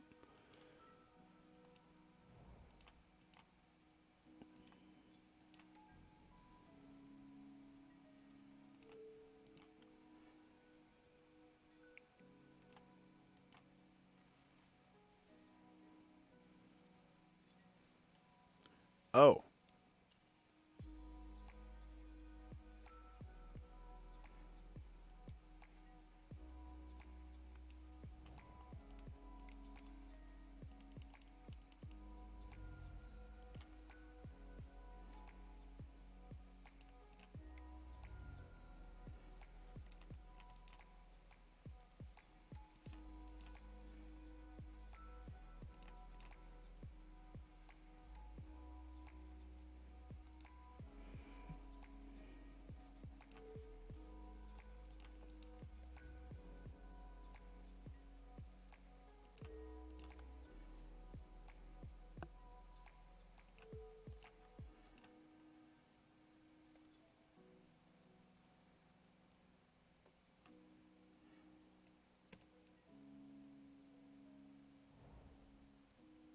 Oh, he accidentally clicked through his turn. That's what it was. It wasn't that he had some like super nuts hand.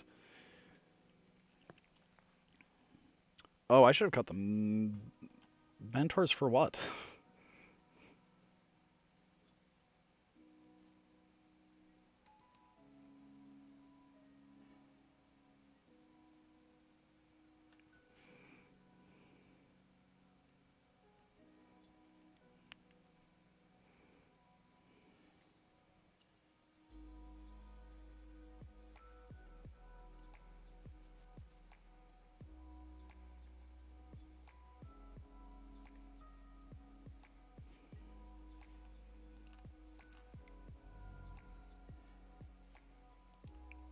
Okay, that's a good draw. That is a fine draw. Sure.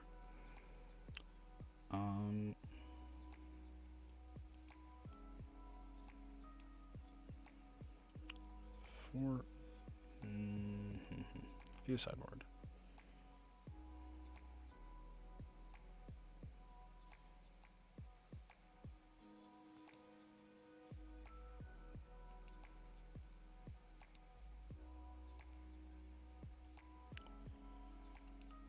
So if we play our mentor, then Karn grabs.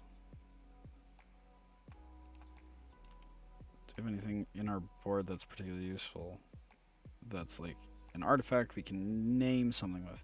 Tormods is a legal choice. I don't think there's anything better to do than running out a mentor here and playing our Karn.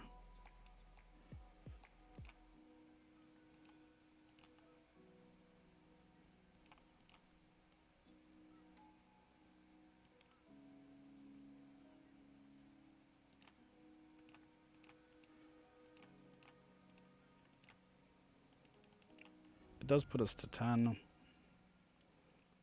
but on the other hand,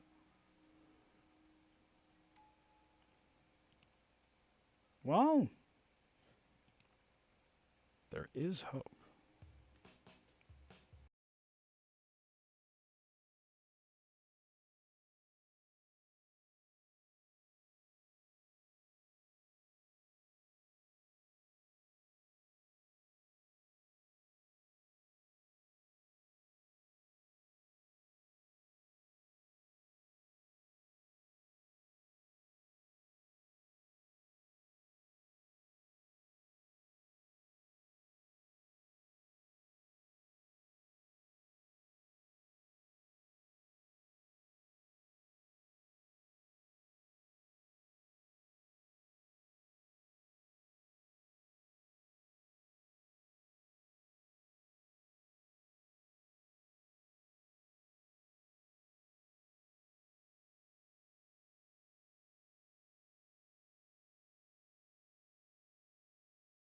Another league shouldn't actually take particularly long because turns out when you play against people who are reasonable, they just concede.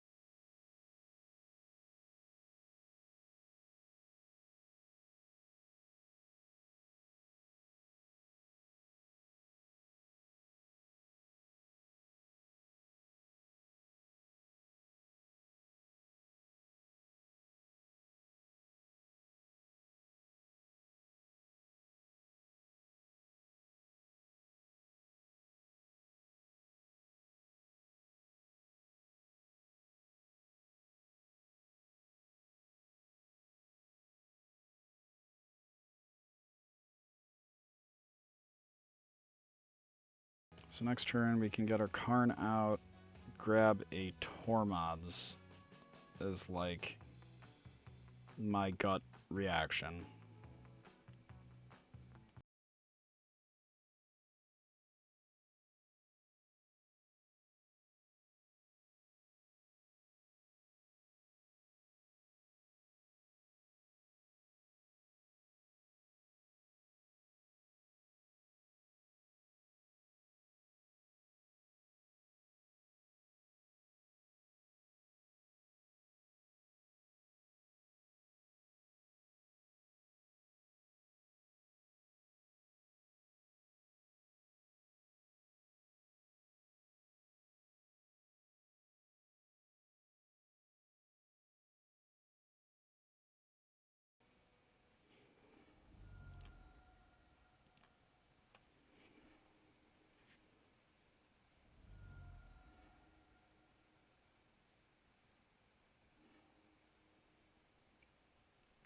Tendrils.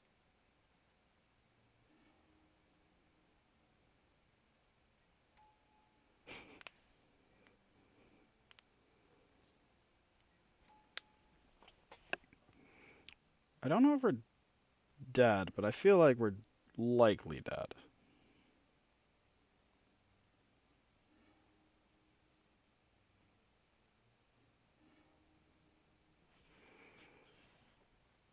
Prudane, Petal, Ponder, Petal.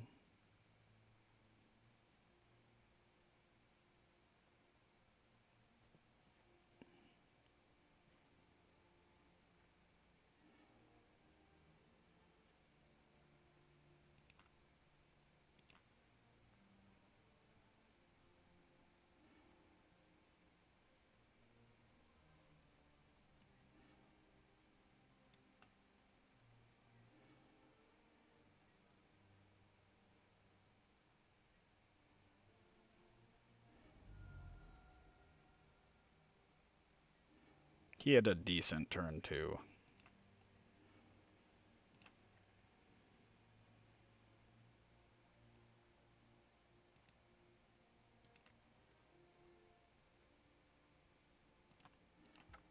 Yep, we are dead. Alright,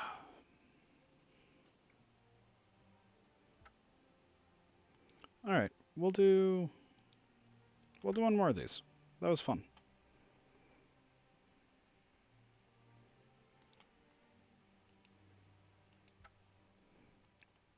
Aethersworn Canonist might have been helpful to have, but I'm not...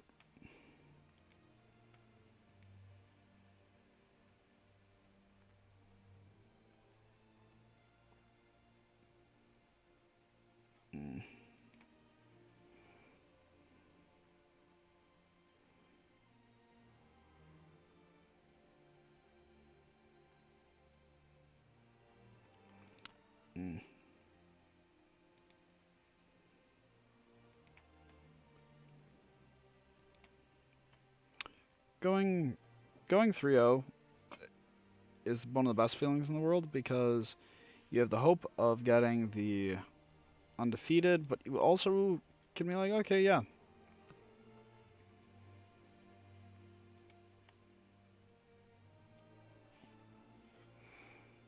It's very nice.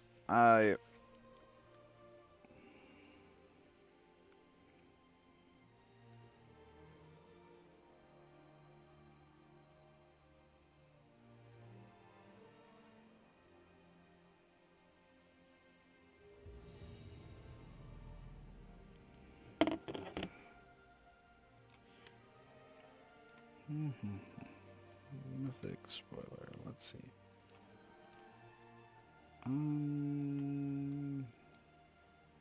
On the draw, I do not want that. Or that. Holy cow, that's bad. What is Theros' newest spoilers? We'll keep this.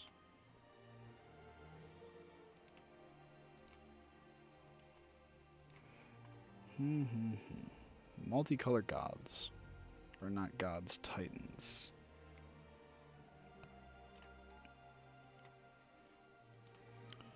Uh, hmm.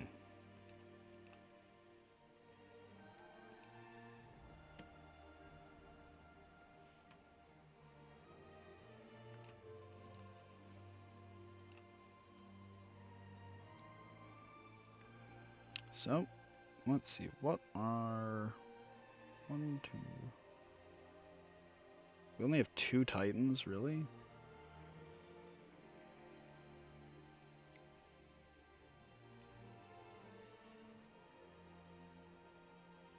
Well, that's kind of lame.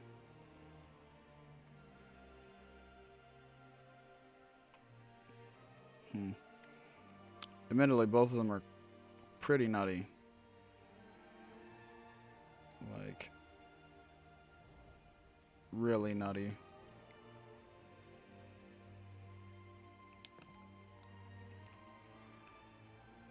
What? That is an issue.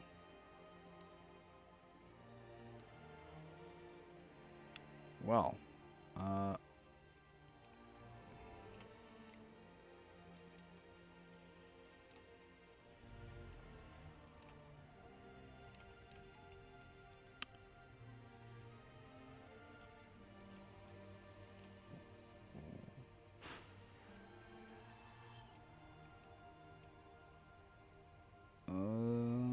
Ballista can't kill it, so... Guess the plan is to run out an Auriok Salvagers and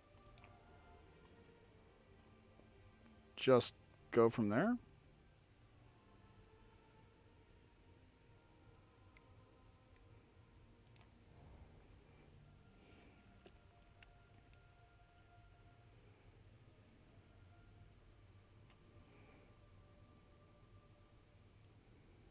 Elves with mainboard collector roof was not what I was expecting to play against today. So, Rex Age is probably going to come out, blow up our Chalice.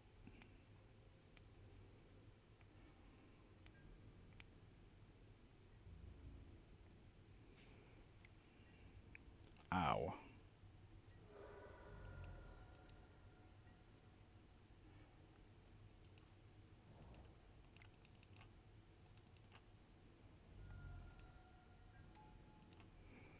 So here we more or less just have to play defensive. I don't know what we're looking for.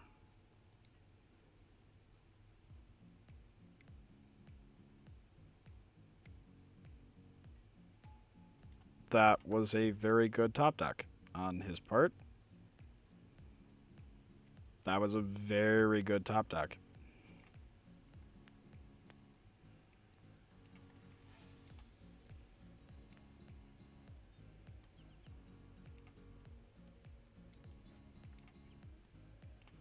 Containment Priest is super good against them, actually, because you end up having all your green suns and natural orders just shut off.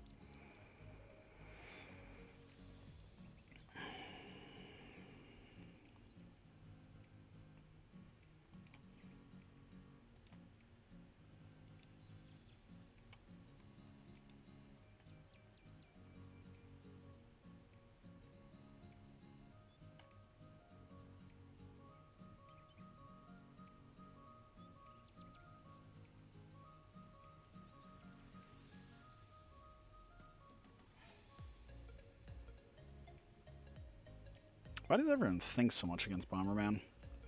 It's very weird. Like...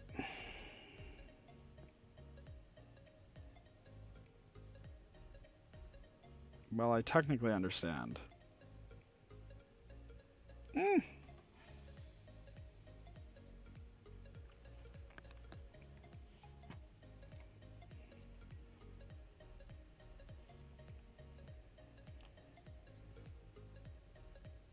Snap, keep that.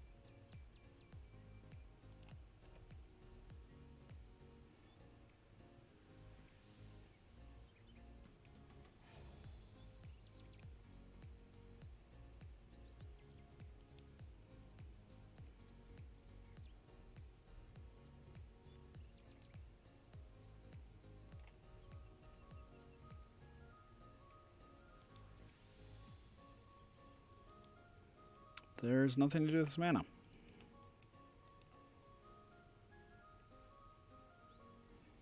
Quite literally nothing.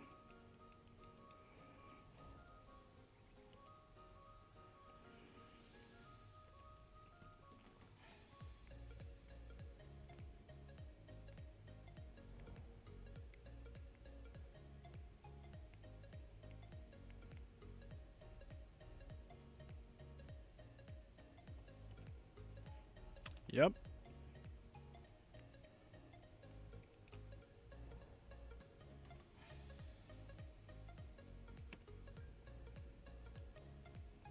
We need a Karn to blow up our own Chalice of the Void,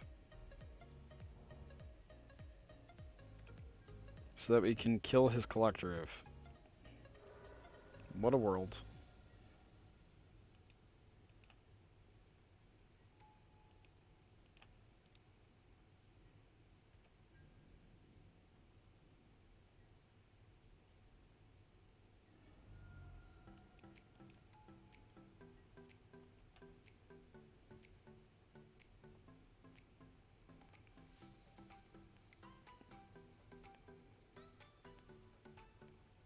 Yep. I'd take a Cavern pretty happily.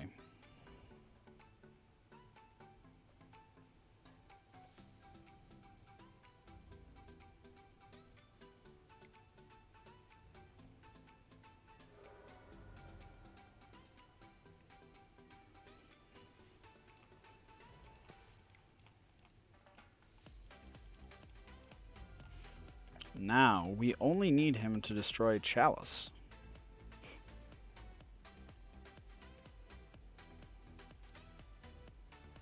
And we can draw a lot of cards and still probably lose.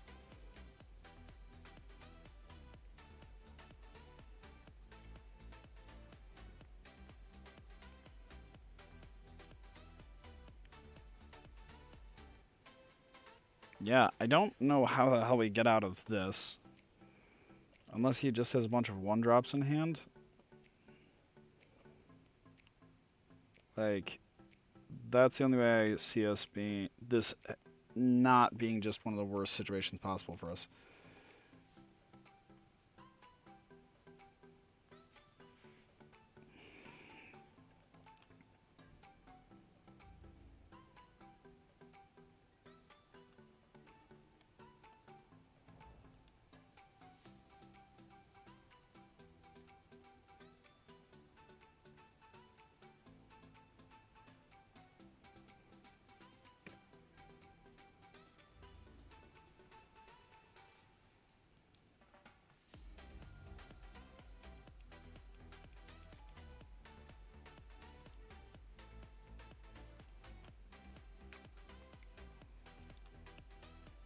We're just dead.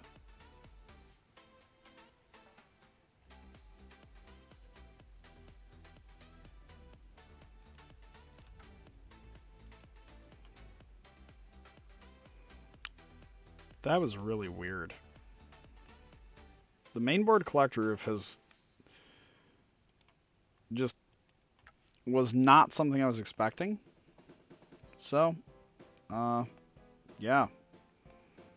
I guess that's the lesson learned. If you play Bomberman, watch out for the mainboard oof.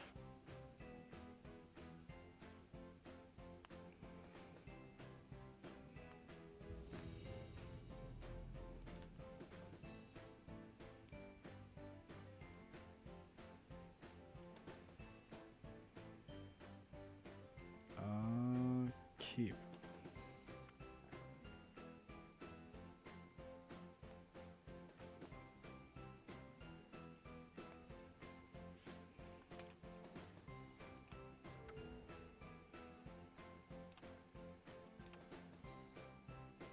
I'm not going to actually do anything there because I might be able to get away with just them thinking like, oh, he's D&T.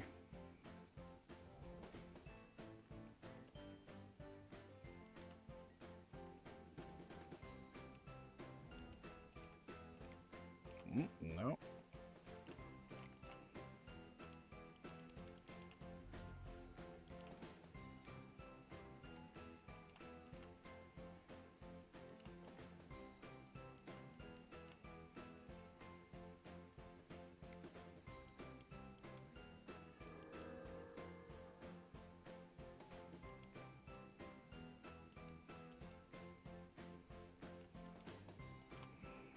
This one I think is a good matchup for us.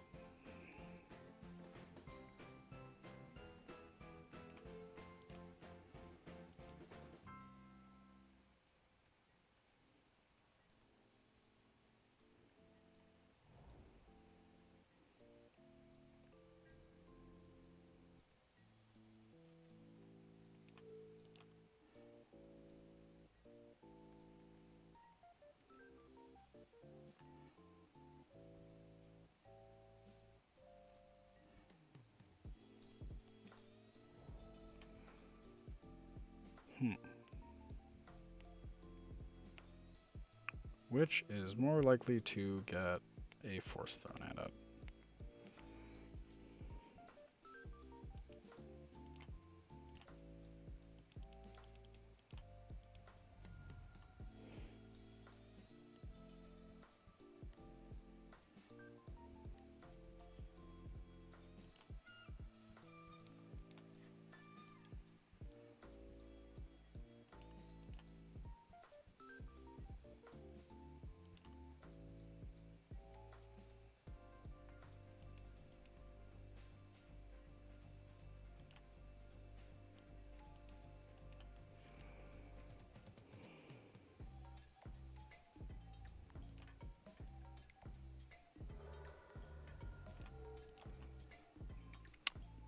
Alrighty. We're gonna Time Raveler.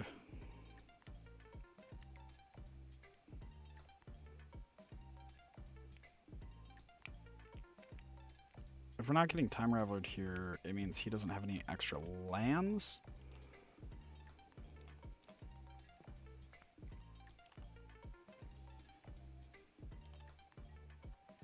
Which means this is probably going to hurt a lot.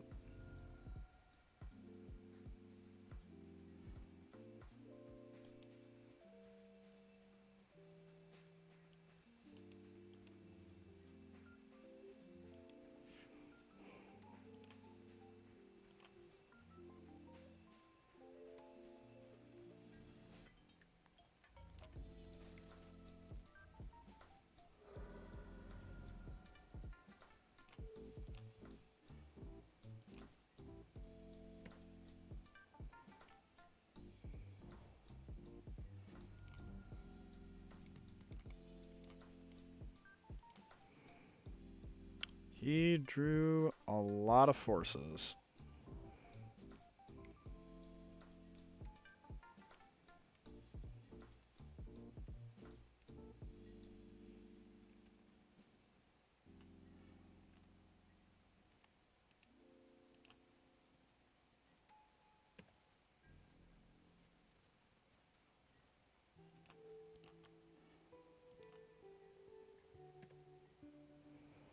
He doesn't have the mana to...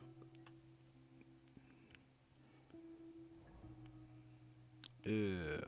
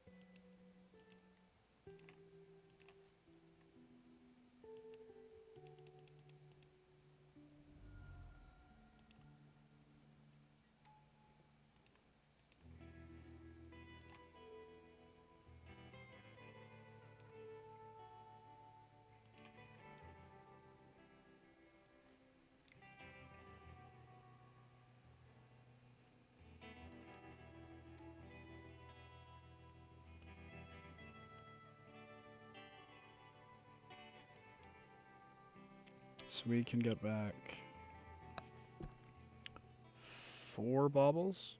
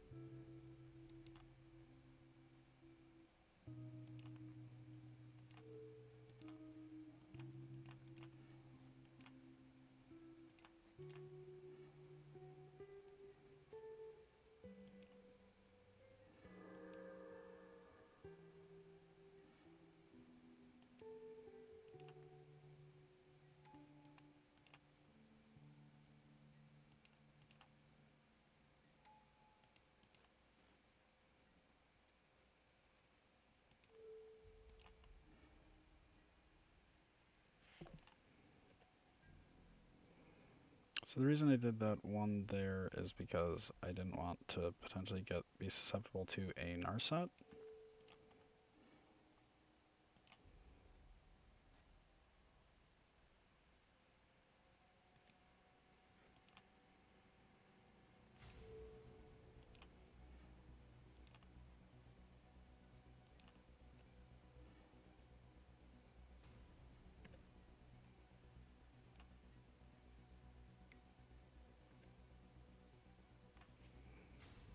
I should have just waited for him to his end of the turn so I could bobble then. That made no sense sequencing-wise, but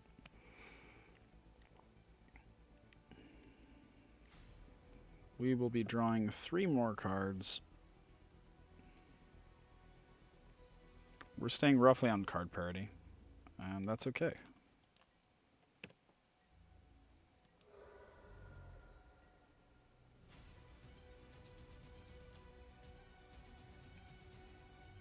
Ew. What 2-drops do we run?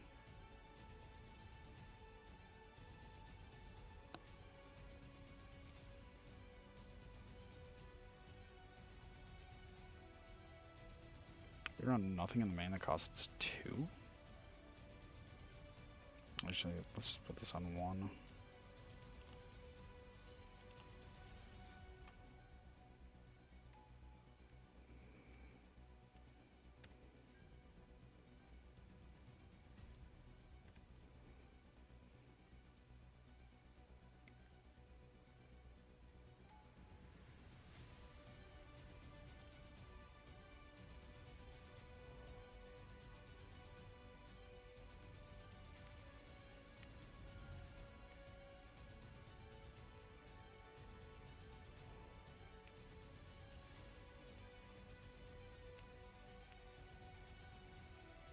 That was an incredibly aggressive way of going for that. But we don't have enough time to wait for him to be done with all this. Because when we're likely to combo in this matchup, and if we are, we're going to need a minute. Let's have the cast out. I don't think we actually need anything here. Stupid mainboard collector roof. That was...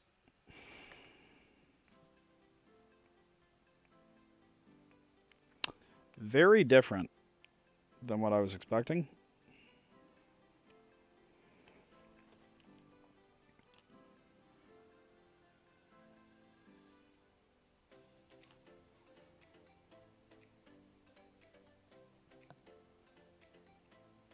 We'll keep this. Tucka City.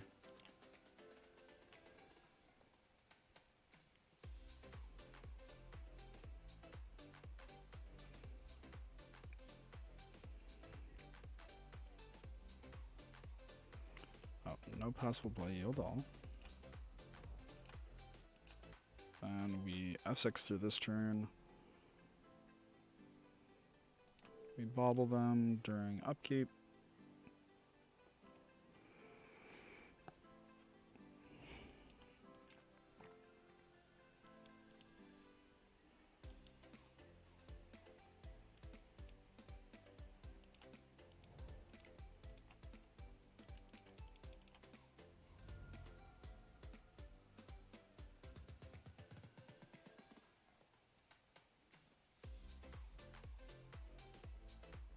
Like, if you have an answer to this, you definitely need to use it.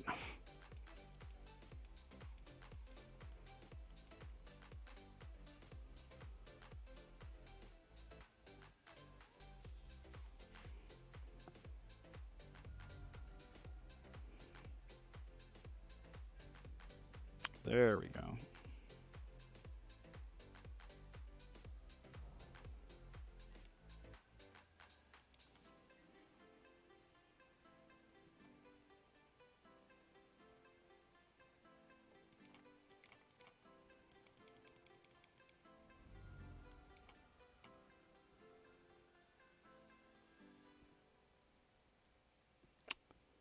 Better stop this.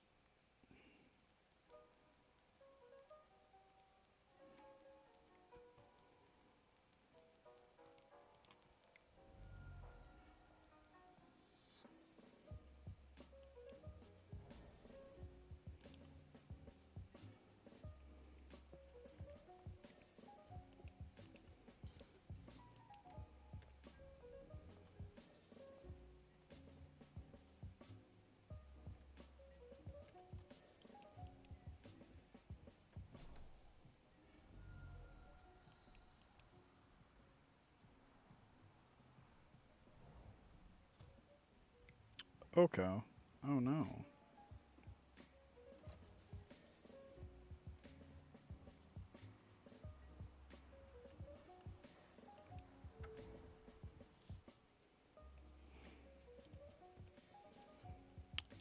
Human.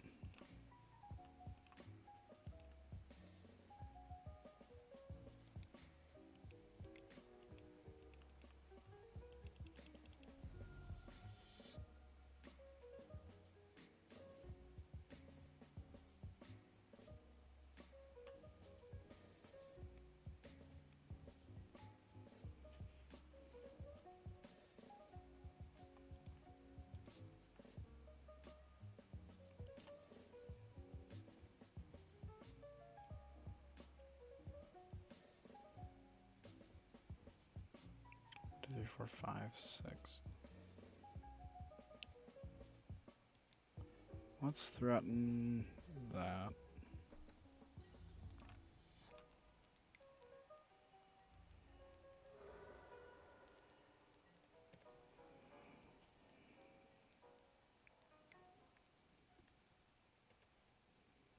Well, there's not actually anything we can do. We just have to pass priority. Hope we don't lose.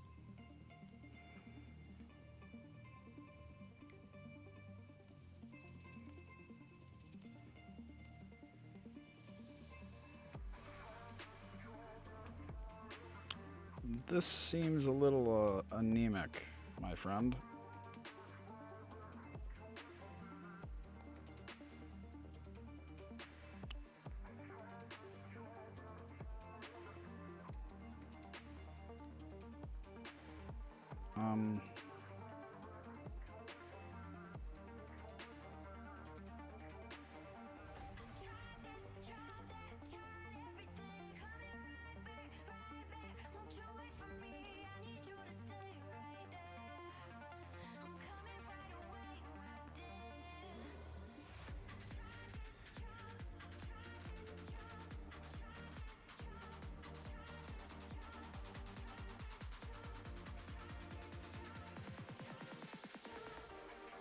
This one's going to be on Construct because we need to be able to cast a Ballista without any issue,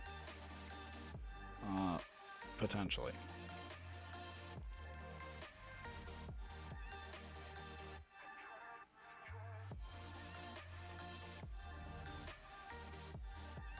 Give me a 0-drop for once. Come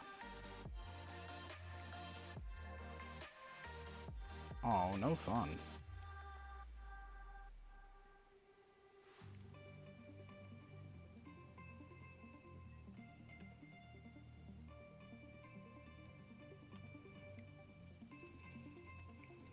So, out of board, we'll get a Ballista next turn, and we're just gonna start valuing him out, because Karn has given us a pretty incredible mid-range package. And I don't really mind if he has a Codal or something.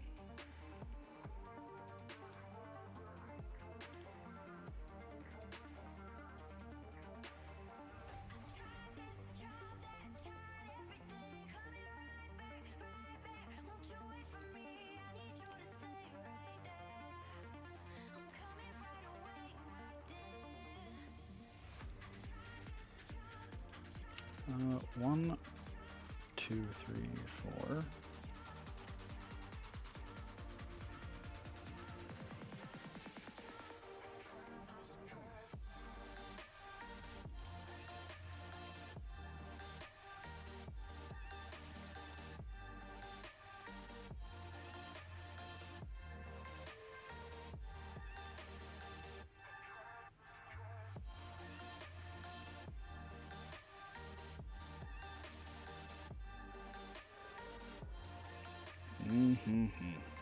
Well, sooner or later, we're going to just... Oh, no.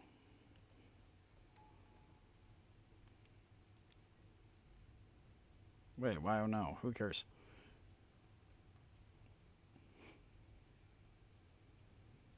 I do think this board should have a liquid metal coating in it.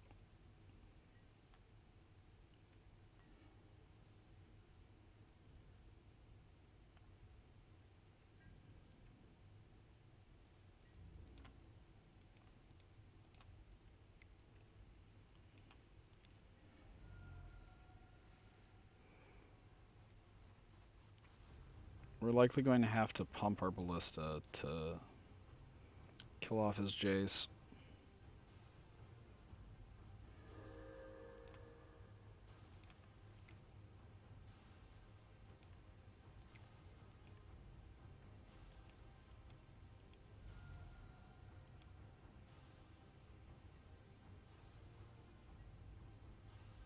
The good news is that we still kill the Jace.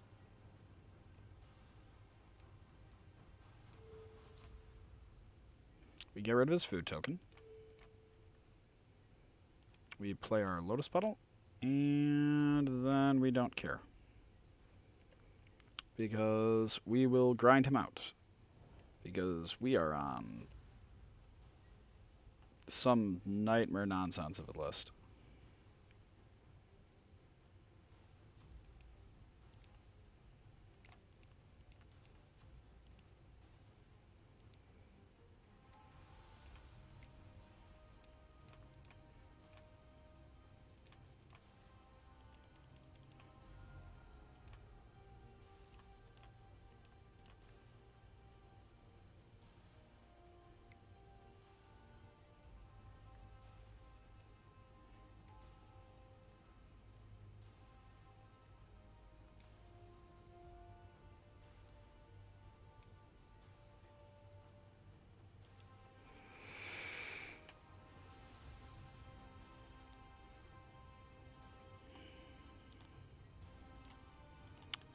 Yay, Mystic Forge forever. Eventually, you will get sick of seeing this Mystic Forge, and let it resolve.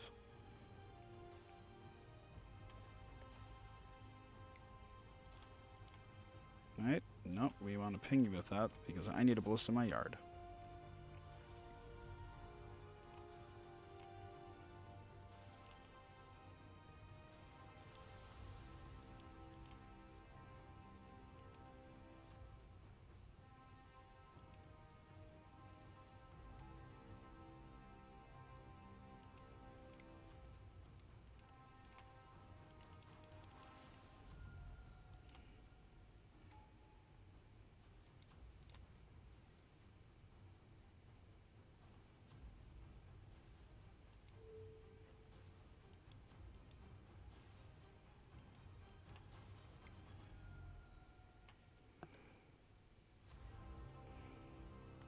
What's your last card?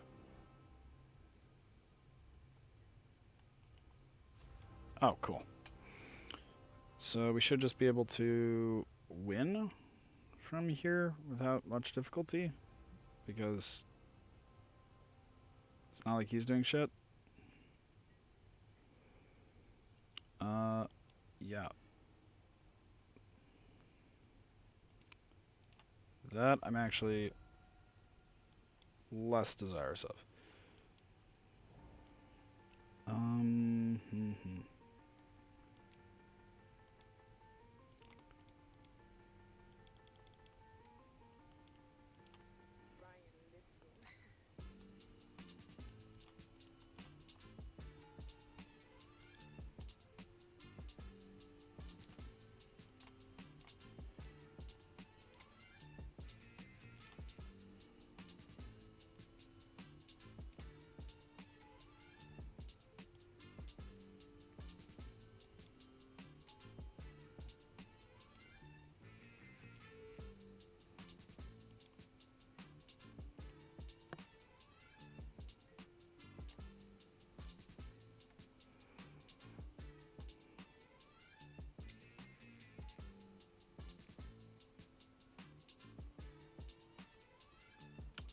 So, attack the Karn.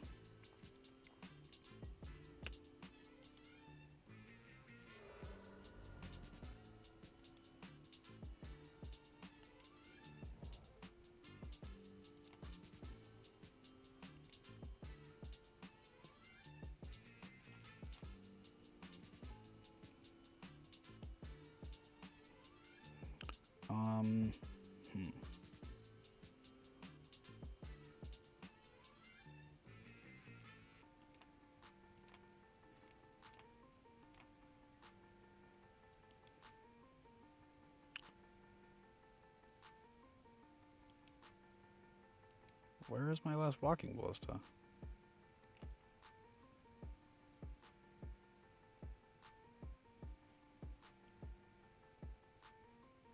Oh, I already wished for it. Damn. Okay, that is an issue. So let's see. How can we do this?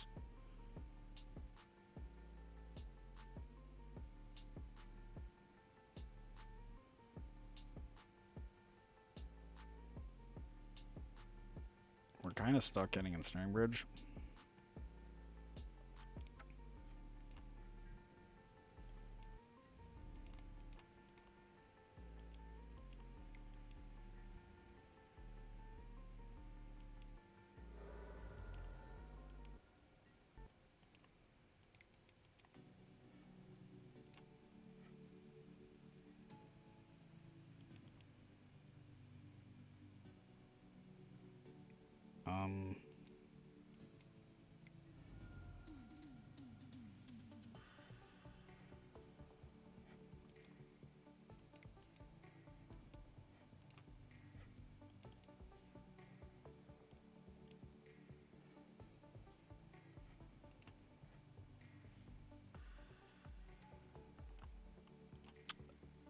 I guess our plan is that we get to untap and get back our LED.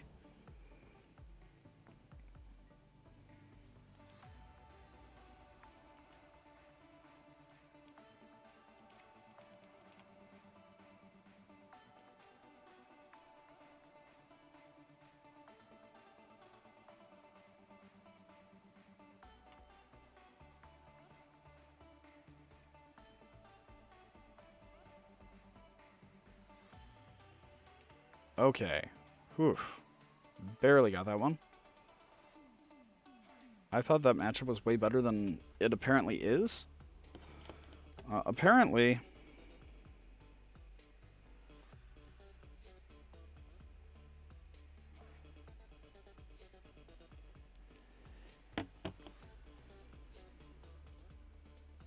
Keep that. Well, we could run out a turn 1 mentor. I like having my lands.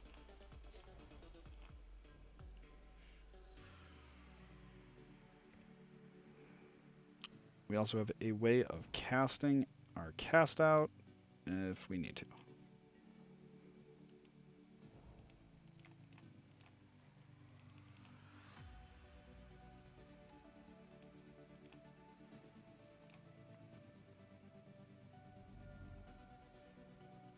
Okay, so Monastery Mentor is dead. That's okay.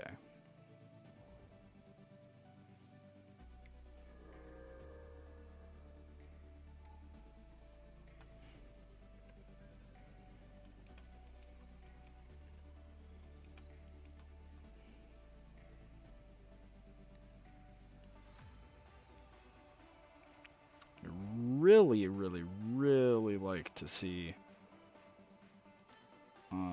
an Lion's Eye Diamond here.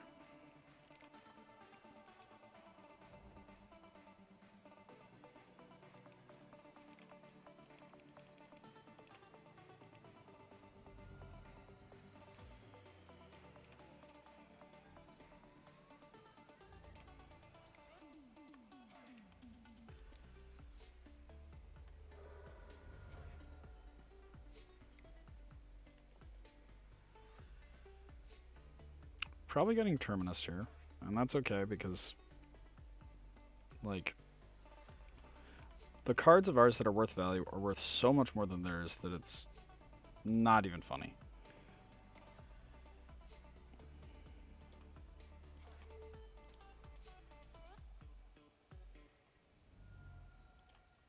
I'm going to let this go to exile because I want to be able to have an extra one to wish for.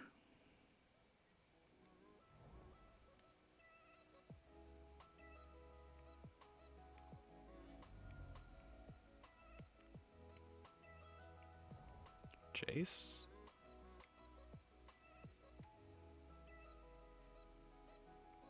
Probably safer to unsummon. There we go.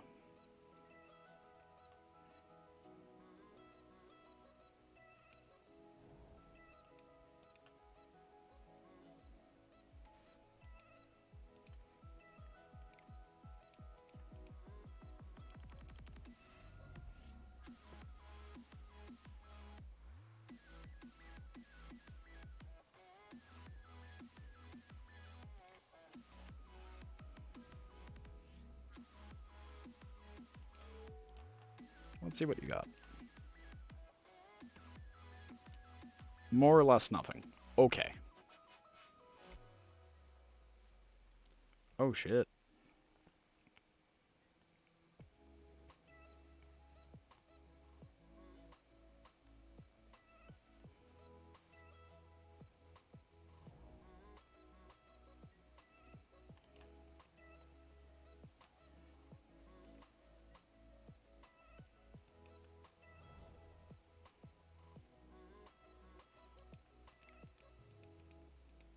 I think I actually have to just go for this.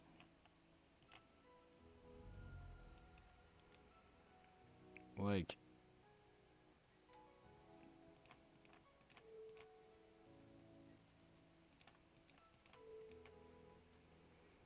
It doesn't actually matter if he does something later that's sort of a punish for that. We lose if that Jace keeps going unchecked. Now, if we can find a Karn,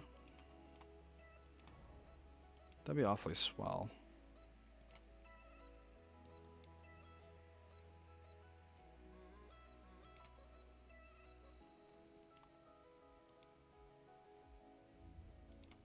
Or Lion's Eye Diamond. A Lion's Eye Diamond would be pretty okay.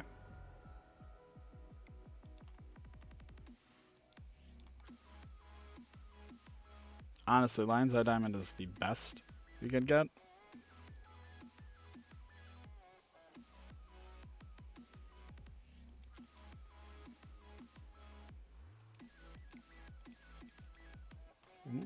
No, I don't want to use that.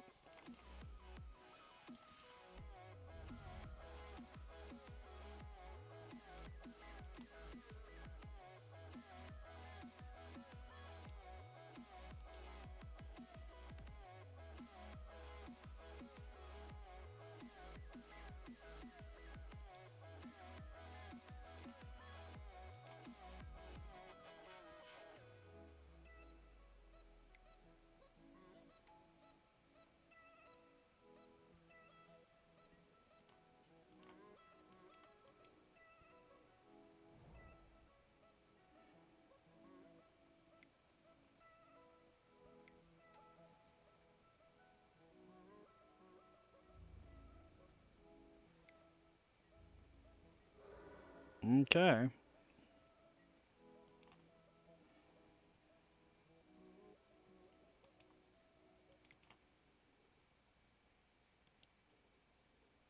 Did we top deck our way into winning this game?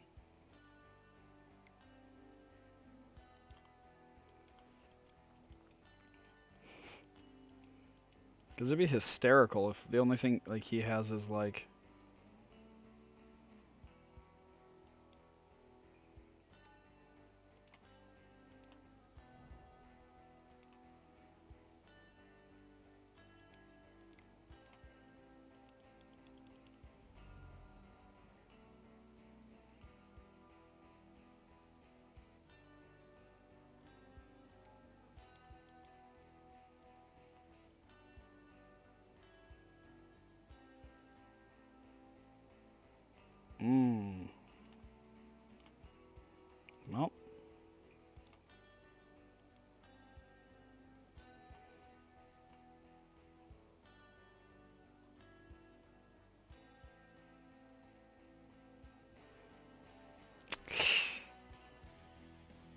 I think we top-decked our way out of an otherwise very bad game state for us.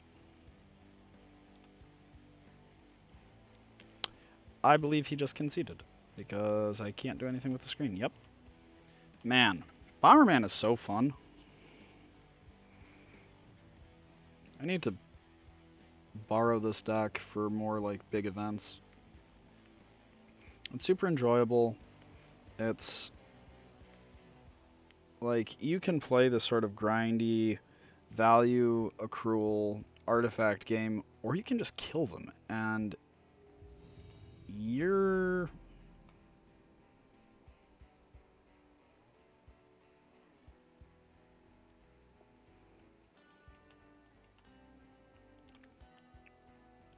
I am always inclined to keep a turn 2 card. It has been way too good to me.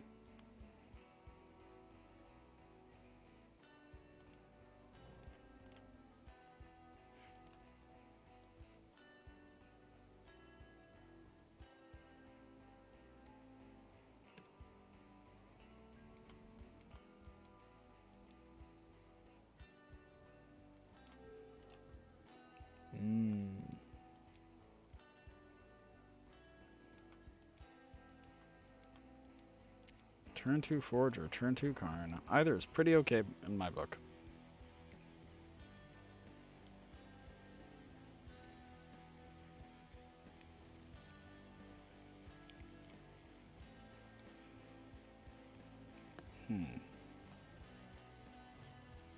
If it's a Misty, he's not playing it. It means that we can infer that sequencing of lands in that regard isn't like the most important thing in the world.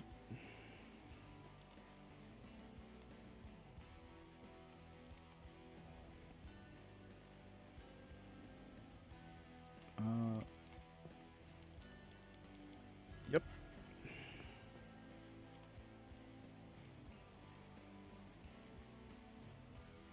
It's not like I can do anything at instant speed, bud.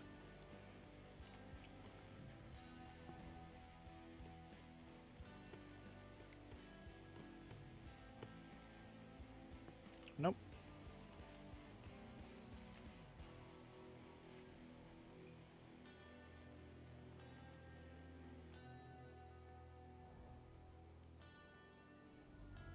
Show and tell us?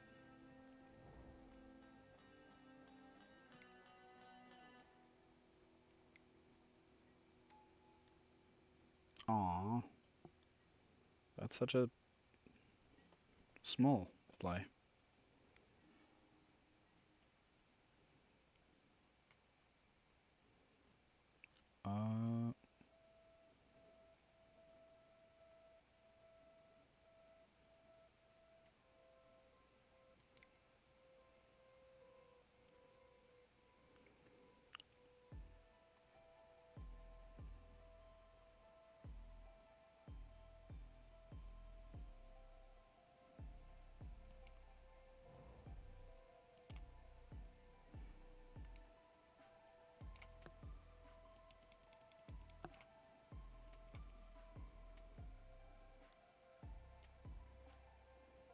We have...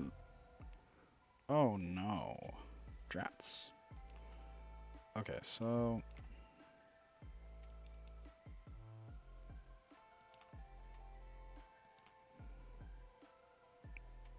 Do I really want to play a walking Ballista just...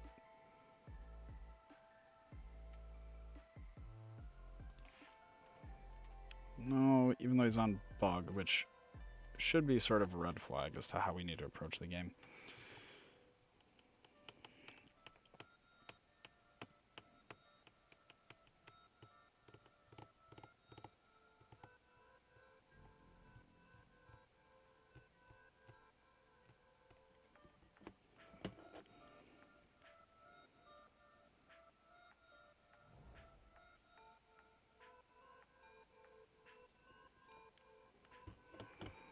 Please play a Jace.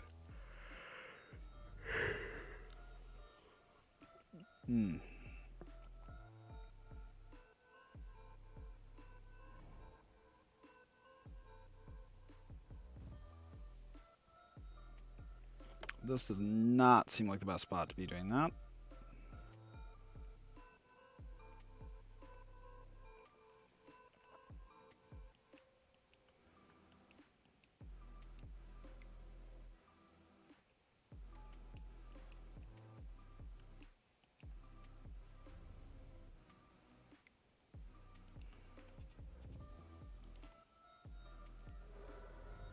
Okay.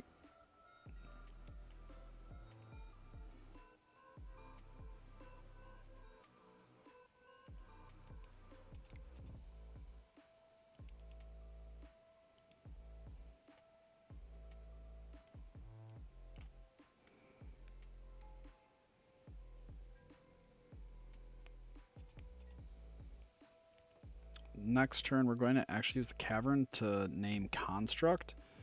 That way we can have a ballista that we can manually start killing Strixes with. Ugh.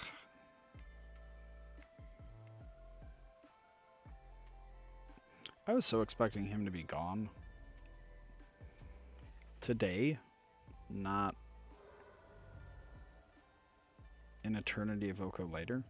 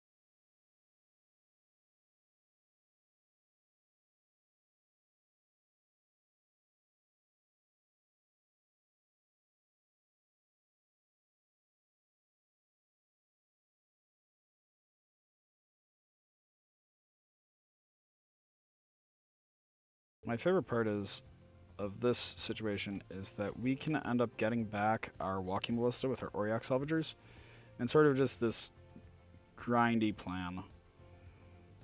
Which, no, it's not normally how you'd expect this deck to be played, but when in Rome.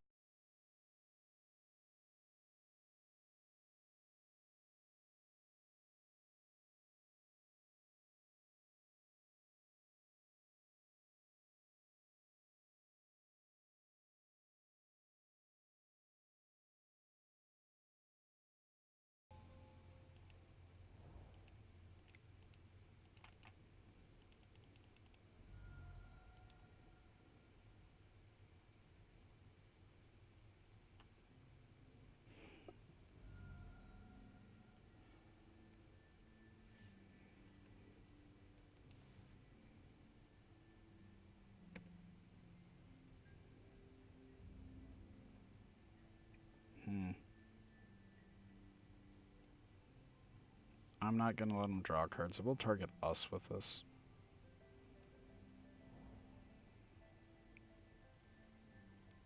He has been very lucky not seeing any 1-drops when he is on so many.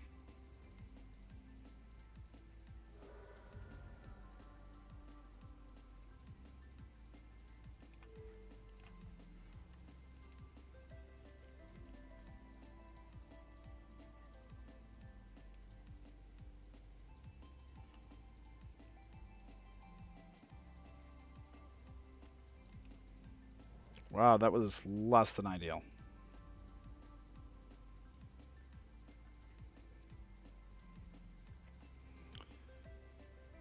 Not used to Bauble's interaction with Leovold.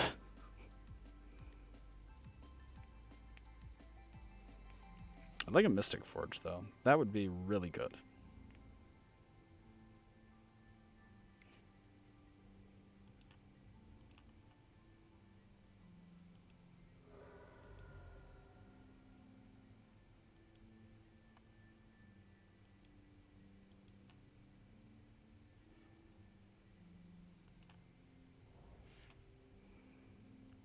If we bounce that attack, that's getting us nowhere still.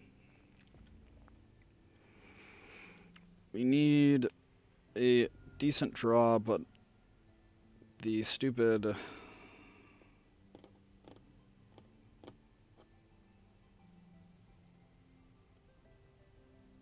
Alright, we are more or less done here.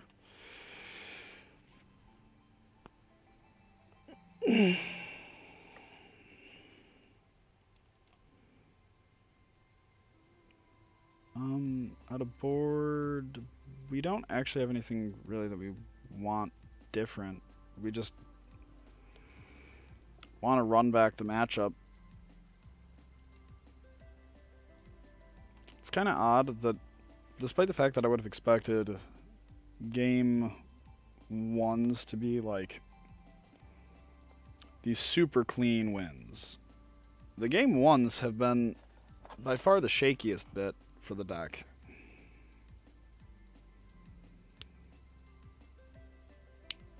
The game 2s and 3s have felt really good.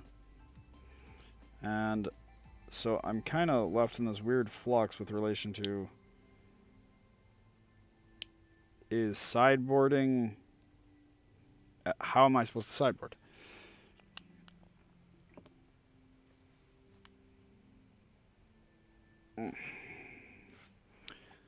After this game, though, after this match is done, though, I'm going to be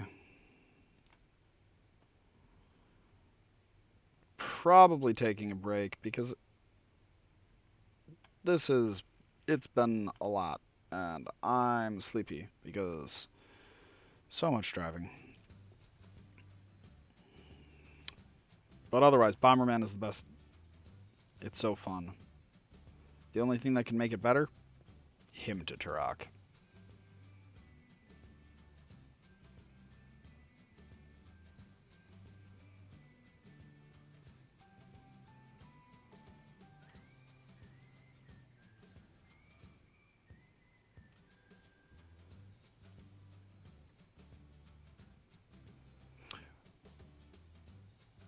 Thassa's Oracle, it's one of the new spoiled cards, is actually just better than Labman, because you normally play Labman when you have like no cards left in the deck, but with the new card, it scries equal to your devotion to blue.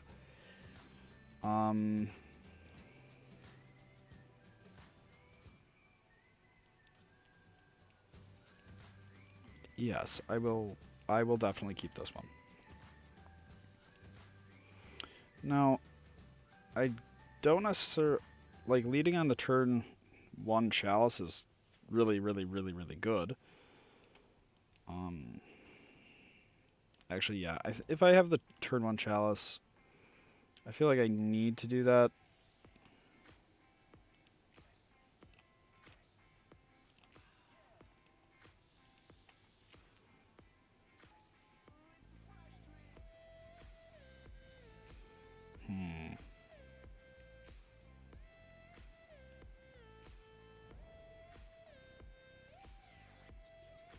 Okay, so they likely didn't have anything to do there.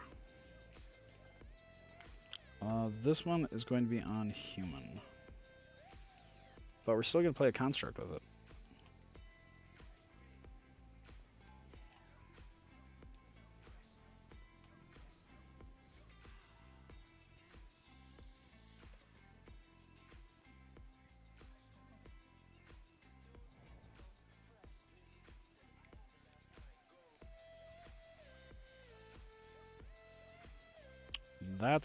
That is a very good card. Okay. We need to go fast.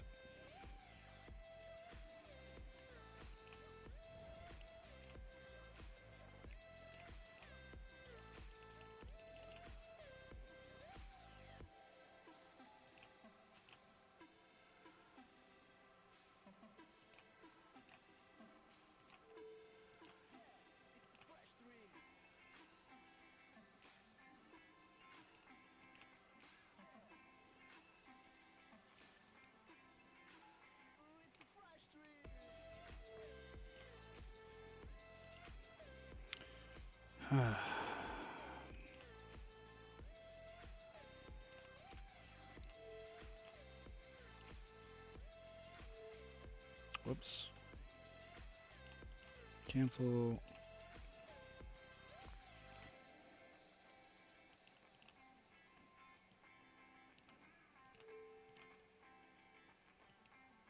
Man, I hate that you can't just... I hate how you can't, like... If you have only mana of one particular color in your mana pool, you have to do this manually. Like, I'm not going to be adding... There's nothing else for me to, like, just do.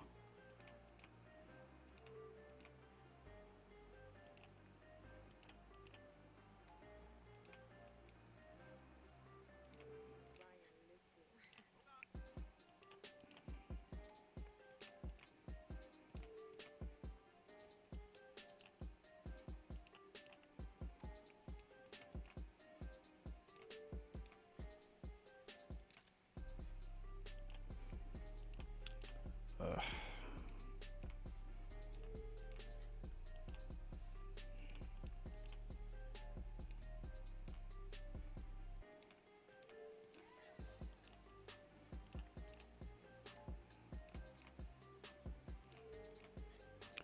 This is really annoying.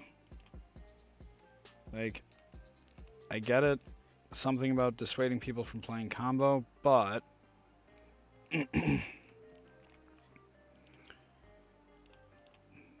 generating an awful game experience just because... Okay, I think they get it. They finally got it. There we go. Okay.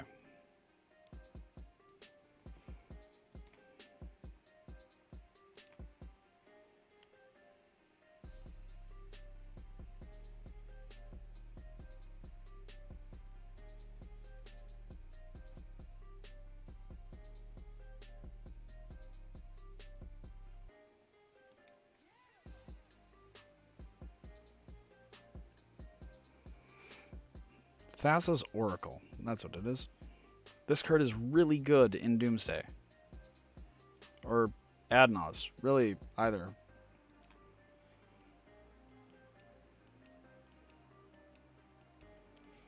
We'll keep this.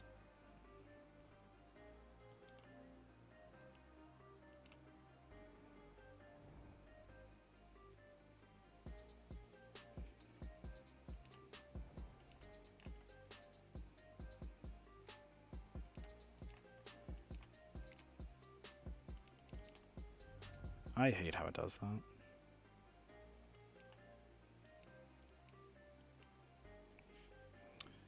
I feel like forcing this might be a good idea, guy.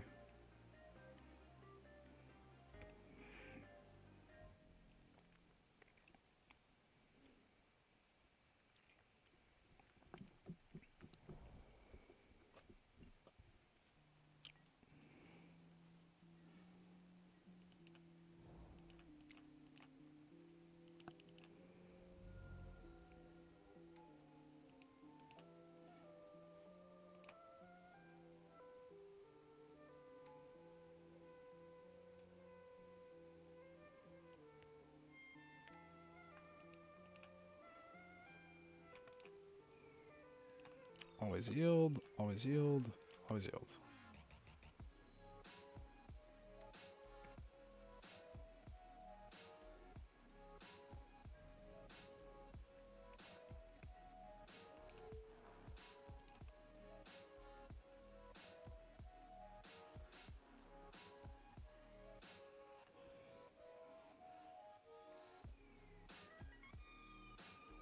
So if he plays the Leovold, we get him sort of in like a little bit of a tech trap because we get to Caracas it back to his hand and we're still drawing the same card.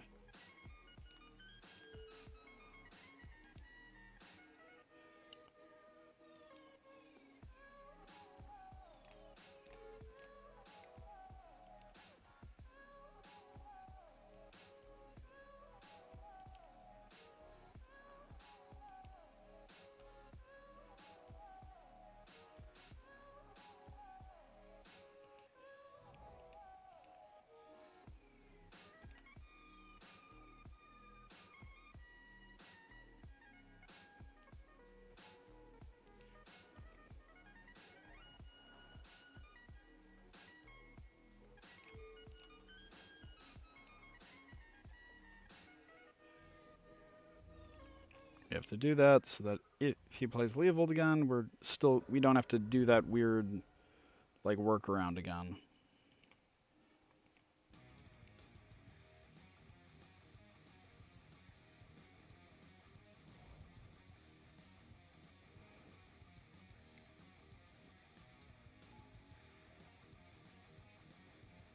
So best case scenario, we just top deck a Mystic Forge?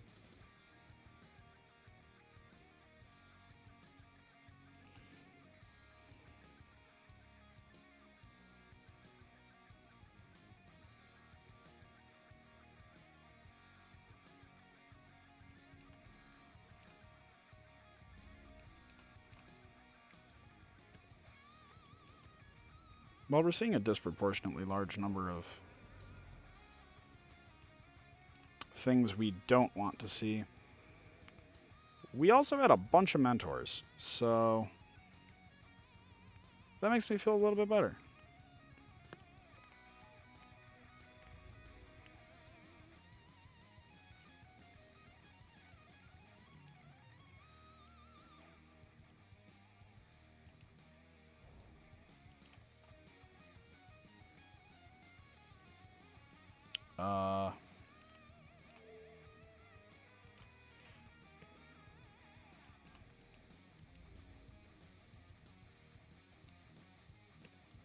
Well, we have sufficient mana for whatever the hell we want.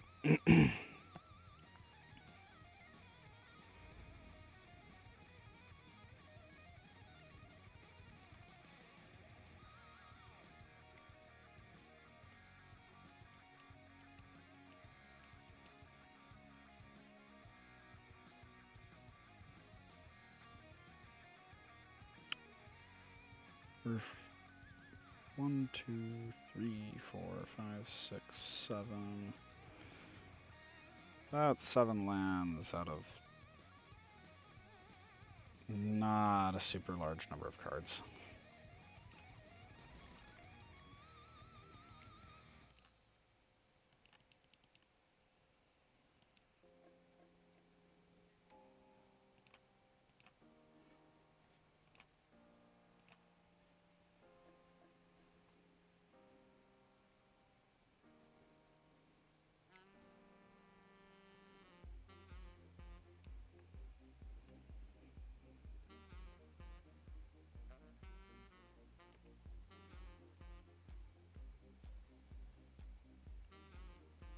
Okay.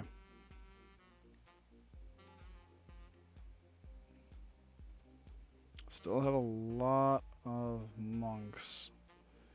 Let's see. He can get like an abrupt decay.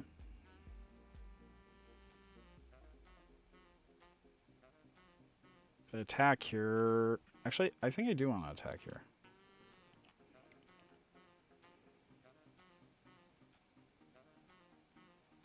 Because he he has to block with that, or else one of these getting in with these guys getting a prowess bonus. He's just dead?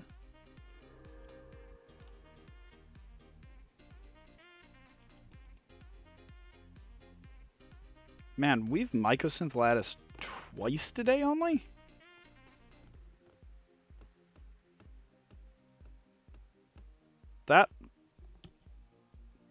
That's kind of wrong.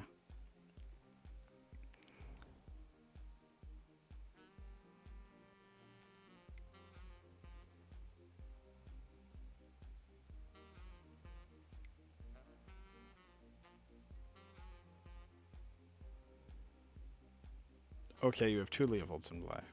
Wonderful.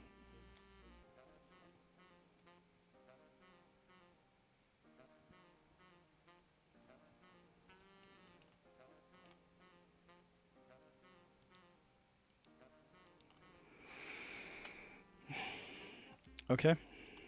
A force isn't what he needs to see, though. What he needs to see is a removal spell.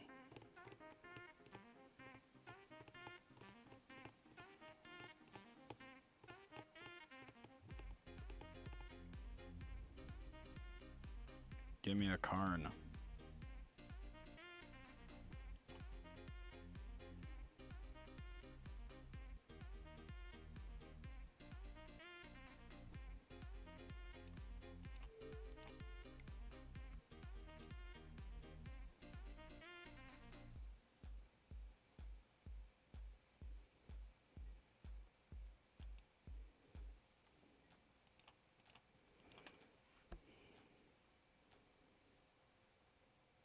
This deck is so grindy.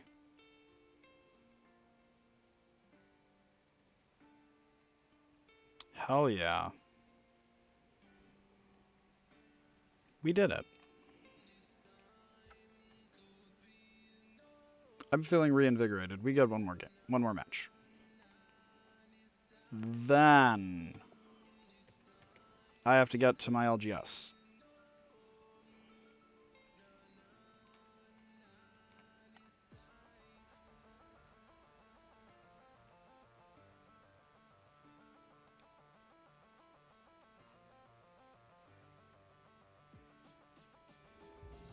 Okay.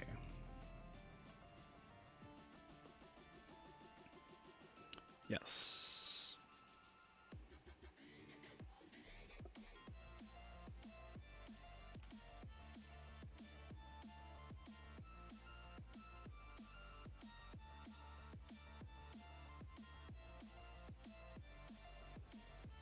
I like this one.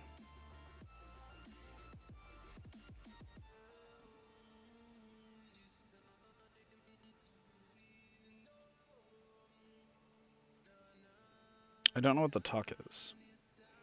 Wait, Shadow PT.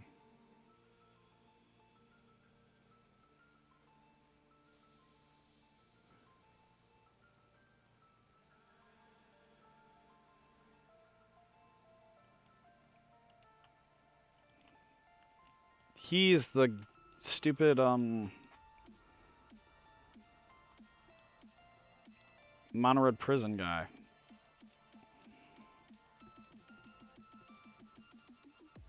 Who ruined our 3-0.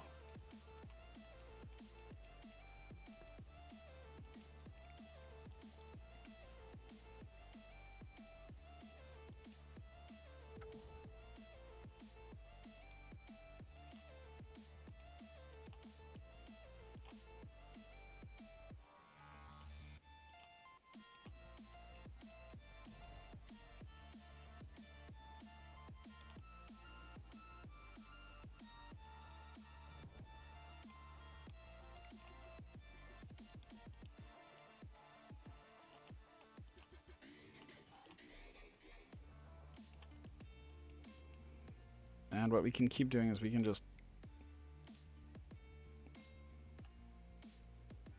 Okay.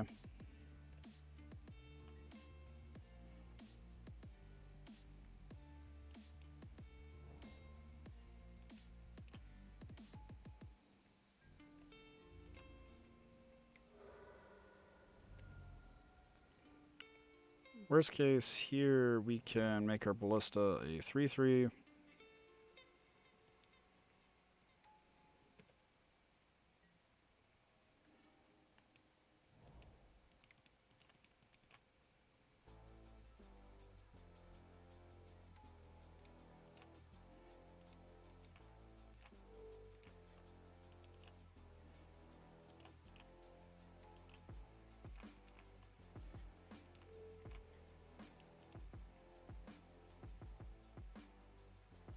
Nice. Revenge.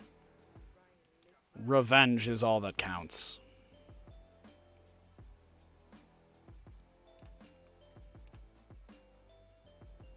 We just didn't do it in like a particularly dramatic way. We just kind of like, yeah, we'll kill you.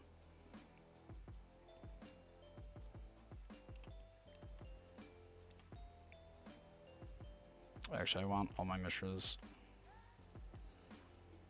Urza can sod off.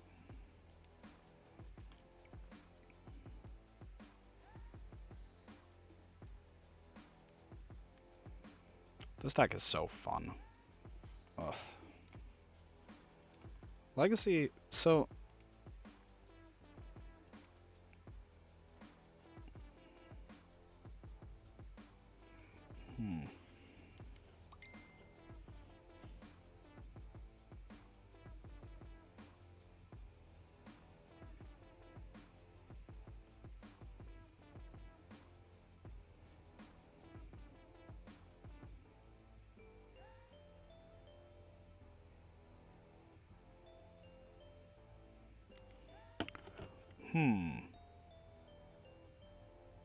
Why did I leave that in? Fast mulligan. Another really fast mulligan.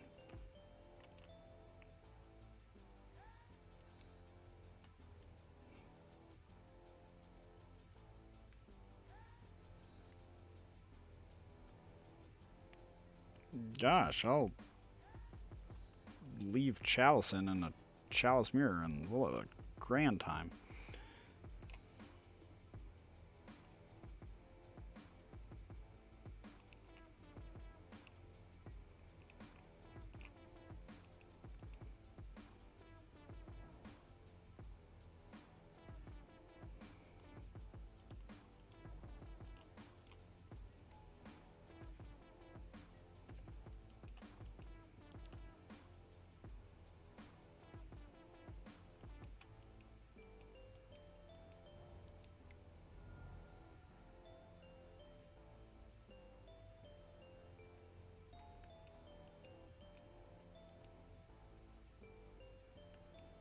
Man, that is annoying.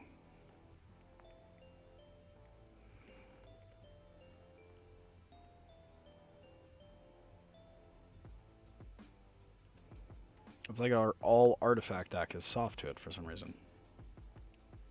How peculiar.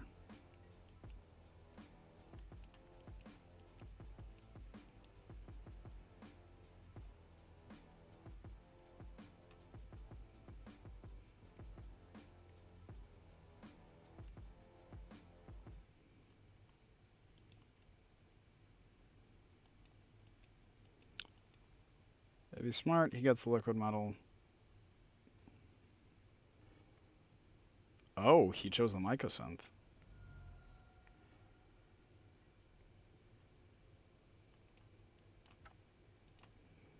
Okay.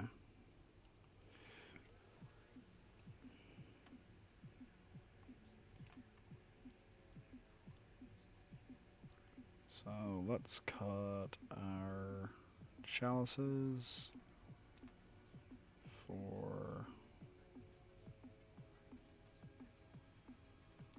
anything but chalices?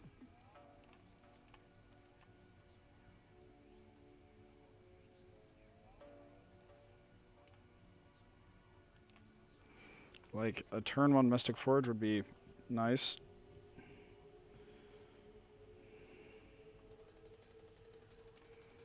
I don't think we're good against other Chalice decks when they're so, like, good at leveraging their thing.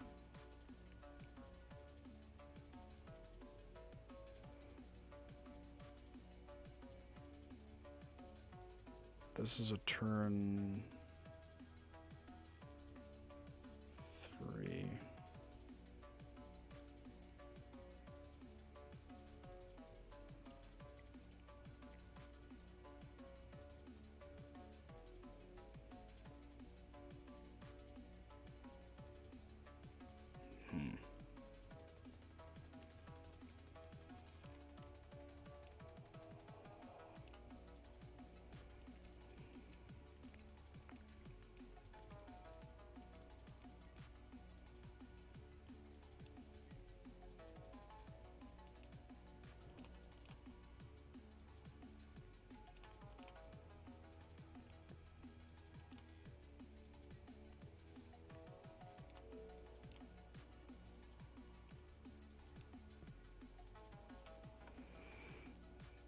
Okay, transfer is livable.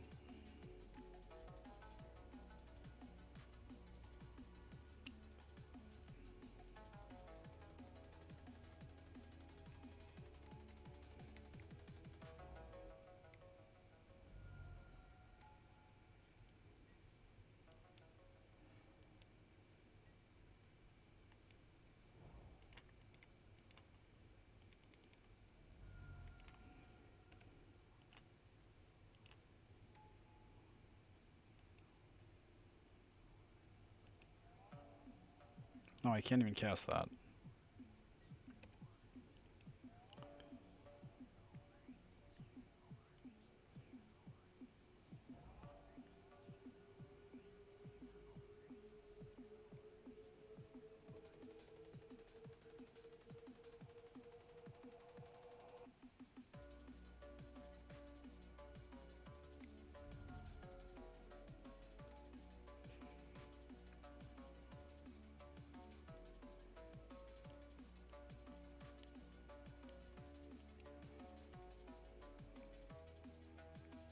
I don't think it was correct of him to go with that.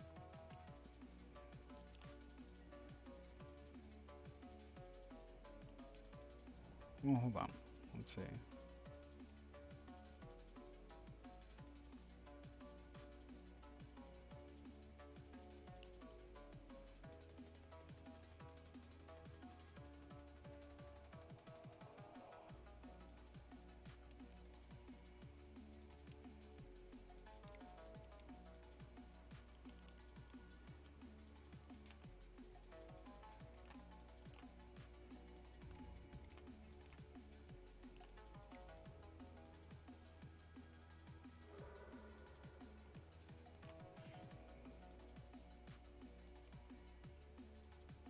Be a really weird way to get low enough cards to...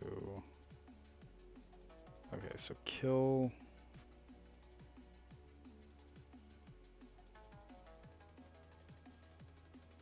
Oh, damn.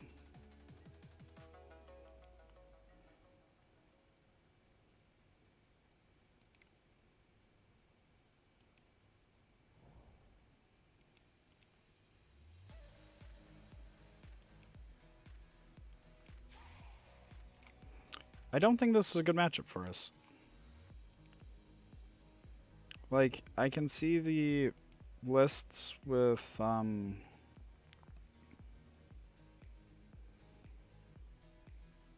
bunch of bad cards. You can't go for the Mycosynth Lattice here, is the biggest issue.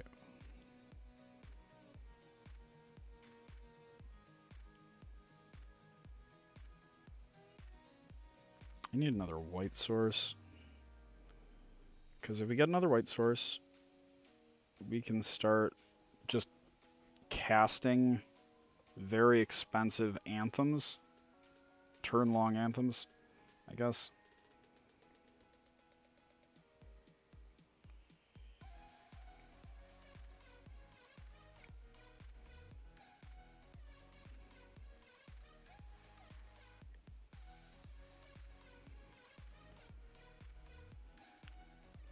Ballista, yeah.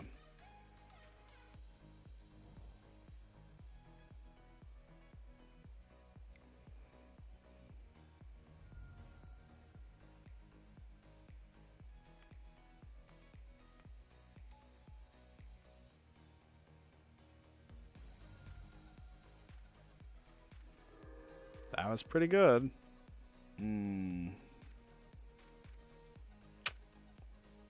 Yeah, I don't think we're going to ever be able to beat this guy.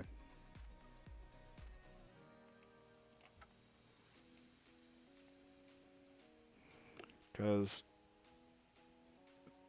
the fact that he can run Trinosphere is just really devastating for us. But we have enough time to try one last go.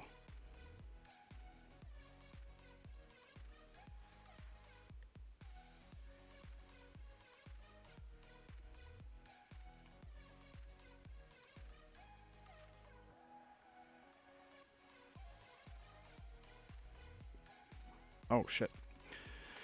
It is later than I thought. Alright. Well, tonight was an interesting Bomberman stream. Hopefully that later tonight, when I get to finish the league, I will end up 3-2 again. Outside of the mono red loss, the deck feels phenomenal. As always, Chalice on 0 when most of your deck is composed of 0 drops is rough. But Mystic Forge and Karn just overperformed at literally every juncture imaginable. And on that note, everybody, I bid you adieu.